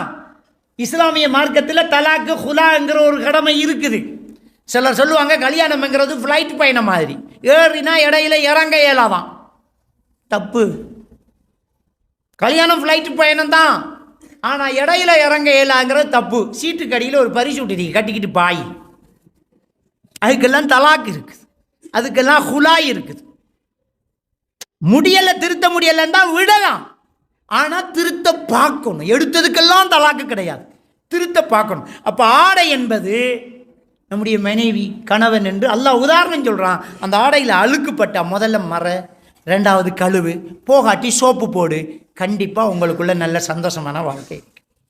அப்போ ஹஸ்பண்ட் அண்ட் ஒய்ஃபுக்குள்ள பிரச்சனைகள் வரும். பிரச்சனை பெறாமல்லாம் இருக்காது, கண்டிப்பாக வரும். மனுஷனா பிறந்தா சோதனை இருக்கும். சூரத்துல் பக்ரா 155வது வசனத்தில் அல்லாஹ் தஆலா சொல்றான், ஒல நபுலுவன்னக்கும், கண்டிப்பாக உங்களை சோதிப்போம் என்கிறான். சூரா முஹம்மது 31வது வசனத்தில் சொல்றான், ஒல நபுலுவன்னக்கும், உங்களை கண்டிப்பாக சோதிப்போம். ஹத்தா நஅலமல் முஜாஹிதீன மின்கும் வஸாபிரின், உங்களை யார் தியாகி யார் பொறுமையாளி என்று பார்க்கும் வரைக்கும் நாங்கள் கண்டிப்பாக சோதிப்போங்கிறான். சோதனை வந்துட்டு தான் இருக்கு, சோதிப்பான் அல்லாஹ், சோதனை வரும். ஆனால் அந்த சோதனைகளை எல்லாம் நம்ம பாஸ் ஆகிட்டே போகணும். பிரச்சனை வரும், பிரச்சனையெல்லாம் இல்லாமல் கிடையாது. நபிகள் நாயகம் ஸல்லல்லாஹு அலைஹி வஸல்லம் அவர்களே ஒரு மாத காலமாக ஒரு மனைவிட்டையும் பேசாமல் போயிருந்தாங்கங்கிற ஹதீஸ் நம்ம எல்லாருக்குமே தெரியும். பிரச்சனை வரத்தான் செய்யும், ஆனால் சமாளிக்க தெரியும். அதுக்கெல்லாம் தீர்வு என்ன? சமாளிக்கணும், அழுக்க கழுவணும். ஆடை ஆண்டு கொடுத்தா உடுத்தப்படத்தான் செய்யும், ஆனால் கழுவி கொடுத்துடணும். அதுக்காக அழுக்கில் போய் படுத்தக்கூடாது, அழுக்க போய் பூசிக்கு நிற்கக்கூடாது. எனவே நாங்கள் ஆடையை அல்லாஹ் உதாரணம் காட்டுறானே, கனவு மனைவி சந்தோஷமாக இருக்க வேண்டும் என்றால் அந்த கனவு மனைவிக்கு இடையில் பிரச்சனைகள் வரும், அதை முதல்ல நாங்களே தீர்த்துக்க பார்க்கணும். இதைத்தான் ஸல்லல்லாஹு அலைஹி வஸல்லம் அவர்கள் சொன்னார்கள், வஸ்தௌசுலின் நிசா, பெண்களுக்கு நசிஹத்தை செய்யுங்கள். ஏன் தெரியுமா? பெண் என்பவள் ஆணுடைய விலா எலும்பிலிருந்து படைக்கப்பட்டவள். விலா எலும்பு வளைஞ்சு தான் இருக்கும், தவறு இருக்கும், ஆனால் ஒரே அடியாக நிமித்தினா உடஞ்சி போகும். கசுருஹா தலாக்குஹா, உடைகிறதென்றால் தலாக்கில் முடியும் என்று வழக்கம் பேர சொல்லிட்டாங்க. ஒரே அடியாக நிமித்துறதில்லை, நசீஹத்து சொல்லி சொல்லி மெல்ல மெல்ல திருத்துங்க என்று நமக்கு ரசூலுல்லாஹி ஸல்லல்லாஹு அலைஹி வஸல்லம் புத்திமதி சொல்லிட்டாங்க. விளங்கிட்டா? இருக்கத்தான் செய்யும். என் தாயாக இருந்தாலும் தாரமாக இருந்தாலும் மகளாக இருந்தாலும் பெண் என்றால் ஒரு சில தவறுகள் இருக்கத்தான், ஆண் என்றால் அதுலேயும் சில தவறுகள் இருக்கத்தான் செய்யும். திருத்து, நசீஹத்து செய்யி. கணவன் மனைவிக்கு, மனைவி கணவனுக்கு நசியத்து செய்யுங்க, மார்க்க அடிப்படையில் செய்யுங்க, உள்ளத்தால் உணர்ந்து சொல்லுங்க, அடுத்தவங்களுக்கு அம்பலப்படுத்தாத, மனசு நோக பேசாத. பேச்சு மொழியில் அழகான முறைகள் இருக்கிறது. அந்த கதவை பூட்டுங்கிறதுக்கும் பூட்டலாமாங்கிறதுக்கும் வித்தியாசம். உங்களை ஒருத்தரை பார்த்து அந்த கதவை பூட்டு அப்படின்னா பயம் கேட்க வந்தால் உங்களுக்கு வேலைக்கு வந்தான்னு யோசிப்பீங்க. தம்பி அந்த கதவை கொஞ்சம் பூட்டலாமா அப்படின்னு, எஸ், ரெண்டும் ஒன்று தான், ரெண்டும் உங்களை வச்சு கதவை போட்டுறது தான். ஆனால் இப்படி சொன்னால் சந்தோஷமாக பூட்டுவீங்க, அப்படி சொன்னால் எரிச்சலோடு பூட்டுவீங்க. கணவன் மனைவியிடத்தில் உரையாடல் அழகான அமைப்பில் இருக்க வேண்டும், அழகான அமைப்பில் சஜஷனாக இருக்க வேண்டும், கொமாண்டாக இருக்கக்கூடாது. கொமாண்ட் பண்ணுறது பொஸ், சஜஸ்ட் பண்ணுறது லீடர். நம்ம எல்லாம் லீடர்களாக இருக்க வேண்டும். லீடர் சஜஸ்ட் பண்ணுவார், பொஸ்ஸு கொமாண்ட் பண்ணுவார். கடையில் வேலை என்ன பொஸ்ஸு சொல்வார், ஓய் போய் எடுத்துகிட்டு வா, அதை தூக்கு, இதை செய் அம்மா. ஆனால் லீடர் அப்படி சொல்ல மாட்டேன், போகலாமா, உங்களுக்கு டைம் இருந்தால் இதை கொஞ்சம் செய்யலாமா, நாளைக்கு நேரத்தோடு வேற பாருங்களேன். இப்படி தான் லீடர் பேசுவான். பொஸ் அப்படி பேச மாட்டான், 8 மணிக்கு நெல் அடிச்சுக்கிட்ட கிழிச்சிட்டு போ அப்படின்பான். புருஷன் பொஸ்ஸை அரிக்கப்படாது, பொண்டாட்டி பொஸ்ஸை அரிக்கக்கூடாது, ஒரு லீடராக இருக்கணும். லீடர் என்றால், லீடர்ஷிப் என்றால் தனது கருத்துக்கு மற்றவர்களை இணங்கச் செய்தல், அதான் லீடர்ஷிப். லீடர்ஷிப் என்றால் என்ன? தனது கருத்துக்கு மற்றவர்களை இணங்கச் செய்தல். இணங்கச் செய்பவன் லீடர், இணங்கச் செய்தல் லீடர்ஷிப். நம்ம லீடராக இருக்கணும், லீடர்ஷிப் நம்மக்கிட்ட இருக்கணும். பேச்சுக்களில் அழகான வார்த்தை நயங்கள் இருக்க வேண்டும். இப்போ மாமியாவோட தான் சண்டை, நீங்கள் வீட்டுக்கு மாமியா வந்துட்டு போயிட்டாங்க, முகத்தை அம்மண்டு வச்சுட்டு இருப்பாங்க. சில புருஷன்மார் என்ன சொல்கிறான் தெரியுமா? கல்யாணம் பண்ணுறதுக்கு முன்னே சாத்திரத்தை படிச்சிடணும்ன்றாங்க. நிறைய ஆண்களுடைய குற்றச்சாட்டாக தான். என்னடா சாத்திரம் படிக்கிற? அதான் இவளுகளை மனசை நாமளாக கண்டுபிடிக்கணுமே. அப்படியே வீட்டுக்கு வந்தோன்னா முகத்தை அம்மண்டு வச்சுட்டு காளுவேன். என்னமாண்டா ஒன்றும் இல்லை, ஆனால் முகம் ஒரு மாதிரி இருக்கு. ஏன் ஒரு முகம் ஒரு மாதிரி? நல்லா தானே இருக்கு, நல்லா தானே இருக்கு, என்ன இப்போ அப்படியோ அப்படின்ட்டு இருப்போம். என்னன்னு தெரிஞ்சுக்கிறதுக்கு சில நேரம் ஒரு வாரம் ஆகும். அதை சொல்ல வேண்டியது தானே, அதை சொல்கிறதுக்கு ஒரு முறை இருக்கு, அதை சொல்லணும். உங்கள் உமா வந்தாங்க, இல்லாட்டி எங்கள் மாமியா வந்தாங்க, இப்படி சத்தம் போட்டுட்டு போயிட்டாங்க, அல்லையிலெல்லாம் 8-15, ரொம்ப கவலையாக இருக்கு, ஃபீலிங்காக இருக்கு, என்ன செய்கிறது, அவவும் வயசாச்சு, இப்படி கதைச்சிட்டாங்களே, எனக்கு ரொம்ப வெக்கமாக இருக்கு, என்ன செய்கிறேன்னு எனக்கு விளங்கலை, பாவம் அவவும் வயசானவ, இப்படி நாசுக்கா சொன்னால் நான் பார்த்துக்கிறேன்பா. அம்மா கிட்டே போய் சொல்லுவான், ஏம்மா இப்படி செஞ்சேன்னு அவனும் போய் அழகாக பேசுவான். அம்மாக்கிட்டையும் அவன் எதிரி ஆக மாட்டான். சில பெண்கள் சொல்லுவாங்க, என்னம்மா ஒன்றுமே ஒரு 2 நாள் இப்படியே ஒன்றுமில்லைன்னு ஓட்டி போட்டு அவன் இனி ஒத்த பிடியில் நிற்பான். நான் இனி இது வீட்டு பாசம் படமாக்கவன், நீ ஒரு மாதிரியாக இருக்காய், ஒழுங்கா ஒன்றுன்னு சொல்லி இல்லாட்டி நான் பட்டக்கிறங்க பண்ணனா. இப்போ கேளுங்க, உங்கள் உம்மா வந்து நாய் கத்திரமாய் கட்டி போட்டு போனாங்கம்மா. அப்போ நாய்க்குட்டி என்ன செய்யும்? கடிச்சு கோதரும். உம்மாவை நாயண்டா அவன் நாய்க்குட்டி தானே. அப்போ முதல் செல்லக்குள்ள நாயன்னு சொல்கிறதா? அது அழகாக நாசுக்காக சொல்ல வேண்டியதானே. மாமி வந்தாங்க, இப்படி பேசிட்டாங்க, எனக்கு ரொம்ப கவலையாக இருக்குது, நான் உங்கள்கிட்ட சொல்ல வேணான்னு தான் இருந்தேன், நீங்கள் கேட்குறீங்க சொல்கிறேன், ஆனால் உமாவுக்கு போய் ஏசிடாதீங்க. அது என்ன செய்கிறது? நானும் ஒரு நாளைக்கு மாமியாவாக வேண்டும் என்ற எண்ணம் ஒரு பெண்ணுக்கு இருக்க வேண்டும். அப்போ சொல்கிறதுக்கு ஒரு முறையும் இருக்கணும். என்னதான் மோசமான ஆளாக இருந்தாலும் புருஷனுக்கு வாப்பா, புருஷனுக்கு உம்மா. அவன் வாப்பாக்குரிய மரியாதை கொடுப்பானா இல்லையா? இக்ரிமா ரலியல்லாஹு தஆலா அன்ஹு அவர்கள் இஸ்லாத்தை தழுவதற்கு வந்து கொண்டிருக்கிறார்கள். இஸ்லாத்தை இன்னும் ஏற்றுக்கொள்ளலை. இக்ரிமா ரலியல்லாஹு யாரு? அபூஜஹலுடைய மகன். அவரை இஸ்லாத்துக்கு கொண்டு வரதாக மனைவி என்ன செய்தா? மக்கா வெட்டியில் 2 பெண்கள் வந்து இஸ்லாத்தை தழுவுறாங்க. அதில் ஒன்று இக்ரிமாவுடைய மனைவி. அவர் சொன்னா, இஸ்லாத்தை தழுவிட்டு நான் யார் தெரியுமா? யார் ரசூலுல்லாஹ்? யாருமா? அபூஜஹலுடைய மருமகள். கண்ட இடத்தில் கொல்ல சொல்லி கட்டளை இட்டீர்களே, இக்ரிமாவுடைய மனைவி நான். அவர் மீது நீங்கள் அறிவிப்பு செய்த அந்த மரண தண்டனையை மட்டும் ரத்து செய்யுங்கள். என் கணவன் இஸ்லாத்துக்கு வர்றதுக்கு தயாராக இருக்கிறார், நானே உங்கள்கிட்ட கொண்டு வந்து சேர்க்கிறேன்றான். அப்போ ரசூல்லா போமா, கூட்டிகிட்டு வாமா. சஹாபாக்கள்கிட்ட சொல்கிறாங்க, இக்ரிமா விட்டுருங்கன்னு. இக்ரிமா விட்டுருங்க. அவள் போய் கணவனை கூட்டிகிட்டு வரும்போது அவர் கையை வைக்க பார்க்குறாரு. அவன் தொடக்கூடாது, நான் அவன் மனைவி கிடையாது, இப்போ நீ இன்னும் இஸ்லாத்துக்கு வரல அப்படின்னு தள்ளி வச்சுட்டு தான் வர்றாங்க. ரசூலுல்லாஹி ஸல்லல்லாஹு அலைஹி வஸல்லம் அவங்க என்ன சொன்னாங்க தெரியுமா? சஹாபாக்கள்கிட்ட அபூஜஹில் எவ்வளோ பெரிய மோசமான ஆள், அவனை மென்ஷன் பண்ணி குர்ஆன்லேயே அல்லாஹ் வசனத்தை இறக்கிறான். ஃபைல்லம் என்தஹில நஸ்ஃபா மின் நாசியத்தின் காதிபத்தின் ஹாத்தி என்ற வசனம் அவனுக்கு தான் வந்துச்சு. அப்படிப்பட்ட ஒரு அபூஜஹில், அவருடைய மகன் இக்ரிமா இஸ்லாத்துக்கு வந்துட்டு இருக்கிறார். சஹாபாக்களை பார்த்து ஸல்லல்லாஹு அலைஹி வஸல்லம் அவர்கள் சொன்னார்கள், இக்ரிமா வந்து கொண்டிருக்கிறார், அபூஜஹிலை பற்றி அருந்துட்டாதீங்க. இதுக்கு ஒரு வேற மனசு வேணும். அபூஜஹில் மோசமான வந்தாங்க, இக்ரிமா வந்து கொண்டிருக்கிறார், அவருடைய தகப்பனாரை யாரும் அவருக்கு முன்னால் திட்டாதீங்க. என்னதான் இருந்தாலும் அவனுக்கு வாப்பாங்கிற ஒரு உணர்வு இருக்குமா இல்லையா? அபூஜஹிலுக்கே ஒரு மரியாதை கொடுக்க சொல்கிறார்கள். இந்த கட்டத்தில் மகன் மனசு புண்படக்கூடாது என்றால் கணவனுடைய மனசு புண்படக்கூடாது என்று மாமியாவை மாமன்னார்கிட்ட மரியாதையாக நடக்க தெரியாத பெண்களுக்கு, மனைவியினுடைய மனசு புண்படக்கூடாதுங்கிறதுக்காக மாமியார் மாமனாரை பற்றி இழுக்காமல் இருக்க தெரியாத ஆண்களுக்கு, நம்மளுக்கு நிறைய ஆண்கள் என்ன தெரியுமா? அவங்க வாப்பா இருக்கானே, அவங்க வாப்பா ஒரு நாய், இப்படி சொல்லிட்டு அவளோட நீ இருக்கிறையே, மனசாட்சிங்கிற ஒரு சாமான் இருக்குதா நமக்கு? என்ன இருந்தாலும் அவள் குடிகாரனாக இருந்தாலும் நம்ம பொண்டாட்டிக்கு தகப்பன் இல்லை, நம்ம பொண்டாட்டிக்கு உம்மா இல்லை. அவள் உம்மாவை பற்றி அவகிட்ட தப்பாக கேட்கலாமா? வாராள், உங்கள் உம்மா வாராள், ஆட்டு மல்லி வாராள், அவ்வளோ அறுக்கணும் அப்படியே. இப்படி ஒரு தங்க கட்டி உனக்கு பெற்று தந்ததுக்கு இதாடா பனிஷ்மெண்ட்? அவள் நல்லம், அவள் பெற்ற உம்மா கூட. உனக்கு ஒரு ஆளை மதிக்கணுமாக இருந்தால் அவர் மதிக்கிறவர்களை மிதிக்கக்கூடாது, அவ்வளோதான். உனக்கு மதிக்க தெரியாட்டி பரவாயில்ல, மிதிக்காம இரு. அதான் இக்ரிமா வருகிறார், அபூஜஹிலை திட்ட வேண்டாம் என்றார்கள். நான் ஒரு ஆளை நேசிக்கிறேன்டா, அவர் நேசிக்கிற ஆளை நான் ஒன்றும் நேசிக்கணும், இல்லாட்டி பேசாமல் இருக்கணும், போட்டு மிதிச்சிடக்கூடாது. நமக்கு எதுக்கு வம்பு, எதுக்கு தேவையில்லாத வேலை? அப்போ இந்த விஷயத்தில் ரொம்ப கவனமாக இருக்கணும். அதுதான் நம்முடைய ஆடைக்கு கொடுக்கக்கூடிய ஒரு மதிப்பு. விளங்கிட்டா? அடுத்தது, நம்ம எப்போவுமே ஆடையை சுத்தமாக வச்சிருக்க பார்ப்போம், நீட்டாக வச்சிருக்க பார்ப்போம். மனைவி எப்போவுமே நீட்டாக சுத்தமாக இருக்கணும், கணவன் எப்போவுமே நீட்டாக சுத்தமாக இருக்கணும்னு நினைக்கிறோம். இன்னொரு விஷயம் பார்ப்போம், நம்முடைய ஆடையில் ஒரு அலங்காரம் சேர்த்துக்குவோம். அப்படி ஒரு பெண்ணோண்டு ஸ்டைலில் அப்படி. அப்போ மனைவிக்கு ஒரு கிஃப்ட் கொடுத்தா என்ன கிடையாது? அதை கொஞ்சம் அளவுபடுத்து, ஒரு கிஃப்ட் கொடு.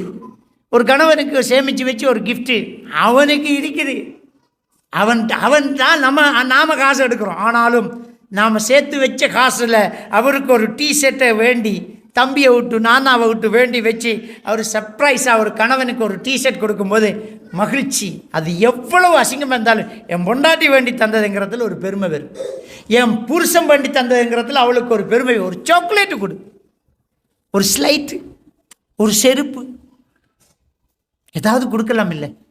அப்போ அடிக்கடி நாம் ஏதாவது gift கொடுக்கறது, அடிக்கடி ஒரு அன்பளிப்பு செய்கிறது கண்டிப்பாக இருக்குது. கணவன் மனைவி கிட்ட நல்ல உரையாடல், பேச்சுவார்த்தை இருந்துக்கிட்டே இருக்கணும். நிறைய பேர் பிஸியாக இருந்தாலும் வீட்டுக்கு வந்து அப்படியே தூங்குறாங்க. நிறைய பெண்கள் மனதளவில் பாதிக்கப்படுறதுக்கு காரணம் அவங்க அடுத்தவங்கள்ட்ட பேசுகிற டைம் இல்லாமல் போகிறது. சின்ன குழந்தைகள் இரவில் பல்லு கடிக்குதுன்றாலே அதுக்கு என்ன ட்ரீட்மெண்ட் தெரியுமா? பிள்ளைகள் பல்லு கடிக்குது, கர கர கரண்டு இரவைக்கெல்லாம் பல்லு கடிக்குது பிள்ளைகள். என்ன காரணம்? டாக்டர் ஒன்று கேட்பார், பூச்சி கொடுத்தான்னு கேட்பார். பூச்சி கொடுத்தேன்னு சொன்னால் ரெண்டாவது என்ன செய்யணும் தெரியுமா? பிள்ளை வாப்பா எங்கன்னு கேட்பார், உம்மா என்ன செய்கிறான்னு கேட்பாங்க. பாப்பாவுக்கும் சொப்பு உமாக்கும் சொப்பு, பிள்ளைய வளர்க்குறது உமா அம்மாவும் சாச்சி, இல்லாட்டி வீட்டில் இருக்கிற ஆயா. பிள்ளைகள் பல்லு கடிக்குதுண்டா பிள்ளைகளிடம் நேரம் ஒதுக்கி பேசுங்க. இதுதான் ட்ரீட்மெண்ட், இதுதான் டாக்டர்ஸ் கொடுக்கறது. பிள்ளைகள்கிட்ட நல்லா கதைங்க, பிள்ளைகளோட உட்கார்ந்து விளையாடுங்க, பிள்ளைகளோட உமா வாப்பா கொஞ்சம் காய்ச்சிங்க. அடுத்தவன் பேசி சரி வராது, உமா வாப்பா இருந்து பிள்ளைகளோட கதைக்கணும். அப்பெல்லாம் வாப்பாட முதுகில் ஏறி ஆனை விளையாட்டும், உம்மாட மடியில் இருந்து விளையாட்டு, உமா வாப்பா எல்லாரும் இருந்து கதைச்சி மகிழ்ந்து விளையாடின குடும்பம் எல்லாம் இந்த ஃபோன் பந்தத்தோட மலையேறி போச்சு. எல்லாரும் வீட்டில் இருந்தாலும் ஆளுக்கு ஒரு ஃபோனு, பக்கத்தில் இருந்து அவ ஒரு ஃபோன் இவர் ஒரு ஃபோன். கூட்டாக இருந்து தனித்தனியாக பேசும் பைத்தியங்கள் இருக்கும் உலகு இந்த உலகு. கூட்டாக இருந்து தனித்தனியா பேசுறாங்க. அப்போ குடும்பத்தில் பேச்சு கதைகள் இல்லாமல் பிள்ளைகளிடம் மனம் விட்டு பேச வேண்டும். பிள்ளைகள் பல்லு கடிக்குதாண்டா. இதே மாதிரி கணவன் மனைவி நெருக்கமாக இருந்து பேச வேண்டும். அப்போ தான் அவங்களுக்குள்ள நல்ல ரிலேஷன்ஷிப் இருக்கு. நிறைய பெண்கள் தனியாக பேசுகிறாங்க தெரியுமா அவங்களுக்கு? சில கிச்சனில் பிள்ளைகள் பொம்பளைங்க தனியாக பேசுகிறத காது கொடுத்து கவனித்து பாருங்க. கத்தியோட கதைக்கிறாள், அரிசியோட கதைக்கிறாள், வெங்காயத்தோட அரவா போன வெங்காயம் எப்படி இருக்கு, ஒத்தரும் இல்லை, நல்ல சத்தமாக கதைக்காள். எங்கே போயிடுச்சு இந்த கத்தி? இவடத்தானே வச்சேன் இந்த கத்தி. என்ன இருக்கா வா, என்ன கூறு நீ இருக்கியே, இந்த பண்டி கத்தியை மாற்றணும், தீட்டணும், எங்கே வச்ச நெருப்பட்டியே, தனியாக கதைக்காள். மெல்ல மனநோய் ஸ்டார்ட் ஆகுது. ஏன் தனியாக கதைக்கான்னு தெரியுமா? அவளுக்கு கதைக்கு ஆள் இல்லை. ஹஸ்பண்ட் வந்து 9-10 மணிக்கு வந்து இறங்க, என்னங்க என்ன நொன்னாங்க சும்மா ஏறி தூங்க போகிறேன்டா அவருதுங்க. ஏன்னா அவர் எல்லாம் கஸ்டமர்கிட்டையும் காய்ச்சிக்கு தான் பாடுறாரு. அவருக்கு கதை கூட. நம்ம ஆக்கள் சொல்ல பொம்பளைகளுக்கு கதை கூடன்னு இல்லை, ஆம்பளைகளுக்கு கதை கூட. ஆனால் அதை பிரித்து பல இடத்த போகிறதால கதை வழங்குறது. பொம்பளைங்க ஒரே இடத்துல இருக்கிறதுனால கதை கூட மாதிரி தெரியுது. ஒரே இடத்த அந்த கிச்சனும் அந்த ஹோலும் மண்டபமும் தான் அவளுக்கு. வேற எங்கே போகிறாள் அவள்? அழகா உடுத்து கிழிச்சு தலைக்கெல்லாம் எண்ணெய் போட்டு எல்லாம் செஞ்சுட்டு அழகா சிறப்பு போட்டு எல்லாம் அழகா போட்டு எங்கேயாலும் கிளம்பணும் இல்லை. கிச்சனில் இருந்து ஹோலுக்கு போகிறது, அவ்வளோதான். ஹோலுக்குள்ளே இருந்து அந்த பெட்ரூம் போகிறது உடுத்துக்கிட்டு. இதுதான் பெண்கள். நாமளும் வேலைக்கு போய்த்துருவோம், பிள்ளைகளும் ஸ்கூலுக்கு போய்த்துருவோம். அந்த கதிரையும் மேசையும் அந்த டிவியும் அந்த ஃபோனும் அந்த கிச்சனும் அந்த சட்டியும் பானையும். எவ்வளவு நாளைக்கு இந்த வாழ்க்கை? புரிஞ்சிக்கிறது இல்லையா அவதியை? அப்போ அவள் எவ்வளோ கதையை அடக்கி வச்சுட்டு இருப்பாள். வந்த உடனே மலண்டு கதைகள் எடுப்பாள். ஒரு கோல் வந்துச்சு, உங்களோட உமா வந்தாங்க, உங்களோட சாச்சா வந்தாங்க, மர தெரியுமா பின்னால் வந்துட்டு இவர் போய் சேட்டை கலண்டக்குள்ள அவடத்த வந்த ஒரு கதை, ட்ரௌசரை மாற்றக்குள்ள ஒரு கதை வந்த பொருடி, கொஞ்சம் பொருடி அம்பா கதைக்க விடு. இல்லை கத்தி மேசை கதிரை எல்லாத்தோடையும் கதைக்க தொடங்குவாள். மரா கொண்டே அட்மிட் பண்ண வேண்டி வரும் அங்கே 9ஆம் பாட்டில். கதைக்க விடுங்க, நல்லா கதைங்க, டெய்லி பேசுங்க. நம்ம ஒரு விஷயத்தில் ரொம்ப கவனமாக இருக்கணும். டெய்லி ஒரு குறைஞ்சது ஒரு அரை மணி நேரம் கொண்டாட்டியோட கழிச்சிட்டு தான் தூங்குறோம். அது நீங்கள் 10-11 மணிக்கு வந்தாலும் 11:30 வரை கதை. இங்கே ஒன்றும் குறைஞ்சி போகிறது. வைஃப்கிட்ட உட்காந்து பேசு. அப்புறம் சில பெண்கள் ஒரே விஷயத்தை 8500 தடவை பேசுவாள். நான் சின்ன வயசில் 8ஆம் வகுப்பு படிக்கக்குள்ள ஒரு நாள் அங்கக்குள்ள அப்போ இன்னைக்கு பாடண்டி அதை சொல்லாமல் புதுசாக கேட்குற மாதிரி கேட்டுக்கிறீங்க. பிறகு அவளுக்கு அதான் கதை, வேற என்ன அதே திரும்ப கதைப்பா. அந்த குட் லெசனிங் இருக்கணும். எப்போவுமே ஒரு கதை கேட்குறவங்க கண்ணை பார்க்கணும், அவங்களோட இமோஷனை திருப்பி சொல்லணும். ஐயோ அப்போ உங்களுக்கு கடும் கவலையாக இருந்துக்குமே, என்னாலேயே தாங்க முடியல பார்த்தீங்களா, அப்புறம் என்ன நடந்துச்சு, இப்படி கதை கேளு, ரிலாக்ஸ், கதைக்க விட்டு கேளுங்க. குடும்பம் சந்தோஷமாக இருக்கும், மகிழ்ச்சியாக இருக்கும். அப்போ நல்ல ஒரு ரிலேஷன்ஷிப் ஹஸ்பண்ட் அண்ட் ஒய்ஃபுக்குள்ள இருக்கணும் என்றால் நன்றாக கதைங்க. எஷாவுக்கு பிறகு பேசிக்கொண்டிருப்பதை அல்லாஹ்வுடைய தூதர் வெறுத்தார்கள், கணவன் மனைவி பேசுவதை தவிர. அப்படின்னா என்ன அர்த்தம்? கேள்வி கணக்கே கிடையாது, விடிய விடிய பேசும், தப்பே கிடையாது. கணவன் மனைவி வேணும்னா பேசும். ஆனால் இன்றைக்கி அதை ரெண்டை விட்டு போட்டு மற்றது தான் பேச்சு விடிய விடிய. ஒவ்வொருத்தருக்கும் 2-3 பாய் ஃப்ரெண்டும் கேர்ள் ஃப்ரெண்டும், பாம்பாட்டிக்கும் பப்பாட்டி, இப்படி தான் நடந்துக்கிட்டு இருக்கு. தயவு செஞ்சு அஜ்னபி மஹ்ரமி உறவை பேணணும். அஜ்னபி மஹ்ரமி உறவு பேணணும். நம்முடைய மனைவியோட தான் நம்ம பேச்சு, இன்னொருத்தி தேவையில்லை. ஹஸ்பண்டோட தான் பேச்சு, இன்னொருத்தன் தேவையில்லை. பேச்சே தேவையில்லை. அஜ்னபி மஹ்ரமி குரலாலும் உடலாலும் தேவை. உடம்பு மட்டும்தான் ஒட்டியிருக்கக்கூடாதுன்னு நினச்சிட்டு குரலால் ஒட்டிக்கிட்டு இருக்கிறாங்க, தேவையில்லை. சில ரேடியோவில் அறிவிப்பாளர்கிட்ட நெருக்கமாக பேசி அவனுக்கிட்ட பொழைந்து தேவையாது. அவன் என்னெல்லாம் கேள்வி கேட்பான் தெரியுமா? இந்த மாடுகளுக்கு விளங்குறது இல்லை, டபுள் மீனிங்கில் அவன் கேட்குறான். அப்போ நாங்கள் தெளிவாக புரிஞ்சு கொள்ளணும். அஜ்னபி மஹ்ரமி உறவு போயிடணும். தேவையில்லாத தொடர்புகள் தேவையில்லை. சில நேரம் ஃபோனுக்கு மிஸ்ஸாக ஒரு கோல் வந்தால் எப்படி நடந்துக்கிறார்? சூரத்துல் அஹ்ஸாப் 23வது அத்தியாயத்தின் 22வது வசனம், வலா தஹ்பான பில் கவுல், குலைந்து பேச வேண்டாம் என்று அல்லாஹ் வழிகாட்டுறான். ஃபோனுக்கெல்லாம் அழகான வழி, குலைந்து பேசணும். ஃபோன் வருது, ஹலோ ஆரிக்கா, இல்லை வை. வக்குல்ன கவுல மஅரூஃபா, தெளிவாக பேசிட்டு வச்சுடுங்கிறான் அல்லாஹ். வக்குல்ன கவுல மஅரூஃபா, தெளிவாக பேசு. ஃபயத்துமா அல்லதி ஃபீ கல்பிஹி மரத், நீ குலைந்து பேசினால் உள்ளத்தில் காமம் எனும் நோய் இருப்பவன் உன்னை சுவைக்க தொடங்குவான். அப்போ ஃபோன் வந்தால், இல்லை மேடம், என்ன மேடம், கொஞ்சம் வைங்க மேடம், வெய்யி. இது இவ சொல்கிறது, ஹலோ ஃபோனை வைங்க, ஹலோ ஃபோனை வைங்கன்ட்டு அவள் சொல்கிறான்டா. அவனுக்கு தெரியும் இவன் வைக்க மாட்டா, கதை கேட்க போகிறான். என்னத்தை வைக்க சொல்கிறது? நீ ஏன் வைக்கலாம்? இல்லை, நம்மளோட ஃபோன்லேயே ஒரு பட்டன் நைச்சா வைக்கும். அவன் என்னத்தை வைக்கிறது? நீயும் வைக்கலாமே. அப்போ ஒரு பொம்பளை ஹலோ வைங்கண்டா, வைக்காதீங்கன்னு அர்த்தம். அப்போ அவனுக்கு தெரியும் எப்படி க்ரோஸ் பண்ணணும், எந்த இடத்துல தட்டணும்னு தெரியும். அவன் இப்படி சென்டிமெண்ட்டாக தட்டி எவ்வளவு குடும்பங்கள் பிரிஞ்சிருக்கு. ஜஸ்ட் ஒரு மிஸ்காலில் மிஸ் ஆன பெண்கள் எல்லாம் இருக்கிறாங்க. தயவு செஞ்சு அஜ்னபி மஹ்ரமி உறவு பேணணும். நம்முடைய வீட்டுக்கு திரை இருக்கணும். ஆண்கள் ஒரு பக்கம், பெண்கள் ஒரு பக்கம் தான். குலைந்து பேசக்கூடாது. உங்களோட ஃப்ரெண்டு உங்களுக்கு தான் ஃப்ரெண்டு, பொண்டாட்டிக்கு ஃப்ரெண்டு கிடையாது. இது அவரை பொண்டாட்டியை கூட்டிக்கு வர, இவரை பொண்டாட்டியை கூட்டிக்கு வர, எல்லோரும் ஒண்டா போய் சாப்பிட்ற சமைக்கிற. அதான் நீ வீட்டை வந்தால் இருக்க மாட்டா, அவன் ஃப்ரெண்டும் இருக்க மாட்டான், அவன் பொண்டாட்டியும் இருக்க மாட்டான், ஓடிடுவாங்க. அஜ்னபி மஹ்ரமி உறவு பேணணும். அது யாராக இருந்தாலும் சரி. ரசூலுல்லாஹி ஸல்லல்லாஹு அலைஹி வஸல்லம் அவர்கள்ட்ட ஒரு நபித்தோழர் கேட்குறார், ஹமு யா ரசூலல்லாஹ், மச்சினன் அதாவது கணவனின் சகோதரனோடு பேசி இருக்கலாமா, மனைவியின் சகோதரியோடு பேசலாமா? ஹமு என்றால் மனைவியின் சகோதரி, கணவனின் சகோதரன் அந்த அர்த்தம். அவங்கள்ட்ட தனியாக இருந்து பேசலாமான்னு கேட்டாங்க. ரசூலுல்லாஹி ஸல்லல்லாஹு அலைஹி வஸல்லம் அவங்க சொன்னாங்க, அல் ஹமு வல் மௌத்னாங்க. ஆஹா, செத்தனி என்னாங்க, ஆக டேஞ்சராக தான். இந்த மச்சின கூடாது. அவர் வந்தால் மாப்பிள்ளை இல்லாட்டி கதவு திறக்கல, அவங்களோட தம்பி வந்தா கதவு திறக்க மாட்டேன். சின்ன பொடியன் தானே, சின்ன பொடியானாலும் ஆம்பளை பொடியன் வேணாம், நீங்கள் இருக்கக்குள்ள வர சொல்லுங்க, நான் கதவு திறக்க மாட்டேன். இதுதான் மார்க்கமுள்ள பெண். மார்க்கமுள்ள ஆண் அப்படி தான் இருப்பான். சில நேரம் மாமியாமார் சொல்லுவாங்க மருமானிட்ட, போகக்குள்ள பிள்ளைய கொஞ்சம் ஸ்கூலில் விட்டுட்டு போங்கண்டு. ஆறு பொண்டாட்டிட்ட தங்கச்சே, சின்ன பிள்ளை தானு இவங்க நினச்சி ஏற்றி விட்றேன். அது பொம்பளை பிள்ளை விடையலாது. 10 வயசை அடைந்தால் பெற்றோரும் படுக்கையை பிரிக்க வேண்டும் என்று ஸல்லல்லாஹு அலைஹி வஸல்லம் அவர்கள் சொல்லியிருக்கிறாங்க. ஃபர்ரிகு பைன மதாஜிஹிம் என்றாங்க. 10 வயசை அடைஞ்சால் பெற்றோர்களும் பிள்ளைகளை பக்கத்தில் வச்சு தூங்கக்கூடாது என்பது இஸ்லாம். 10 வயசை அடைந்தால் தூங்கினவன் பெற்றோர் இல்லை, ஒரு ஆண் மகன்தான். நான் தூக்கம் வந்தால் நான் இல்லை, என் கையை எவ்வளோ வேணும் என்றாலும் படலாம் என் பிள்ளைக்கு. 10 வயசாக இருந்தால் என் பிள்ளையை பக்கத்தில் வச்சு தூங்கக்கூடாது என்பது இஸ்லாம்.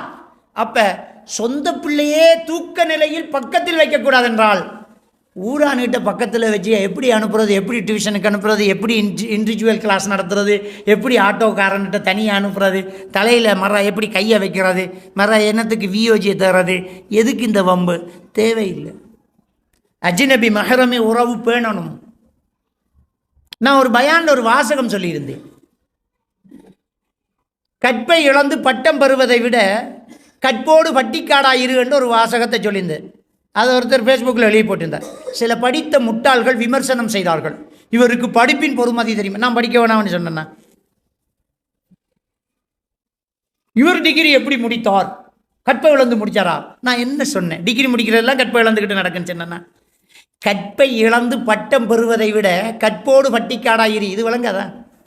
ஒரு பட்டம் பெறத்துக்காக கற்பெல்லாம் இழக்க தேவையில்லம்மா, மானத்தோடு படிக்கலாம்னு தானே சொல்கிறேன்.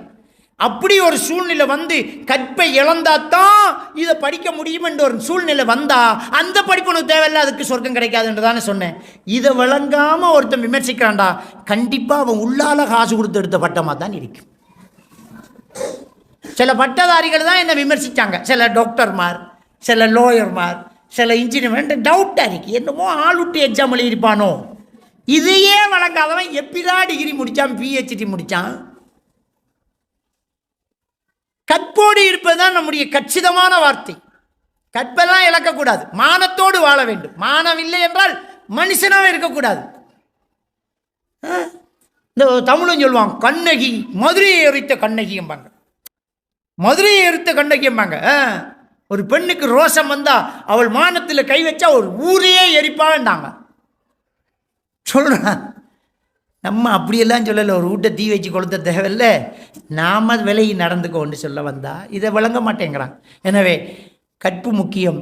எனவே அஜ்னபி மஹரமி உறவு முக்கியம். ஒரு கணவன் மனைவி என்கிறவங்க அஜ்னபி மஹரமி உறவு பேணி நடக்க வேண்டும். பொண்டாட்டி புருஷன்கிட்ட நல்ல நெருக்கமான தொடர்பாடல் இருக்க வேண்டும். மார்க்க விஷயத்தில் அவர்கள் கவனம் உள்ளவர்களாக இருக்க வேண்டும். தொழுகையை ஞாபகப்படுத்தக்கூடிய கணவன், தொழுகையை ஞாபகப்படுத்தக்கூடிய மனைவி. நாம் பள்ளிக்கு போய் தொழுதாலும் ஒரு ஃபோன் போட்டு வரும்போது எழுப்பிட்டு தான் வந்தோம், கொஞ்சம் தூங்குவோம்னு அசந்திருக்கலாம். கொஞ்சம் எழுப்பி தொழுதிட்டீங்களா? நல்லதாக போய்த்து நீங்கள் ஃபோன் பண்ணு, இப்போ தான் தொழுதுங்க, அவ்வளோதான். ஒரு மனைவி, நீ வெளியூர் போய்த்த, சாப்பிட்டீங்களா? சரி. இஷா தொழுதிங்களா? இல்லடி, அதை தொழுதுட்டு தூங்குங்க. இதுதான் மனைவி. இந்த மார்க்க விஷயத்தில் கவனமாக இருக்க வேண்டும், அடிக்கடி ஞாபகப்படுத்தக்கூடியவர்களாக இருக்கணும். ஒரு ஹஸ்பண்ட் அண்ட் வைஃபுடைய நெருக்கம் எப்படி இருக்க வேண்டும் என்றால், ரசூலுல்லாஹி ஸல்லல்லாஹு அலைஹி வஸல்லம் அவர்கள் சொன்னார்கள், ஒரு ஆண் மீது அல்லாஹ் அருள் செய்வானாக, தன்னுடைய மனைவியை தஹஜ்ஜத்துக்காக எழுப்புகிறான், அவள் எழும்ப மறுக்கும்போது தண்ணீரை தெளிக்கிறான், 2 பேரும் எழும்பி தொழுகிறார்கள், அந்த ஆண் மீது அல்லாஹ் அருள் செய்வானாக.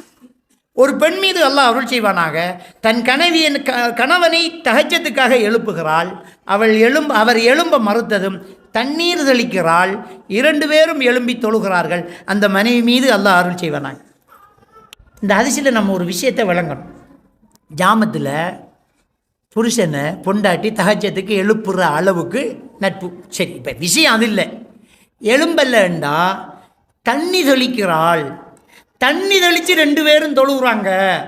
இதில் கவனிக்கிறது தொழுக மட்டும் இல்லைங்க, ஜாமத்தில் புருஷன் முகத்தில் தண்ணியை தெளித்தா காலையில் பொண்டாட்டி ஹாஸ்பிட்டல்லாம் சந்திக்க வேண்டி வரும். இப்போ விளங்கிட்டா?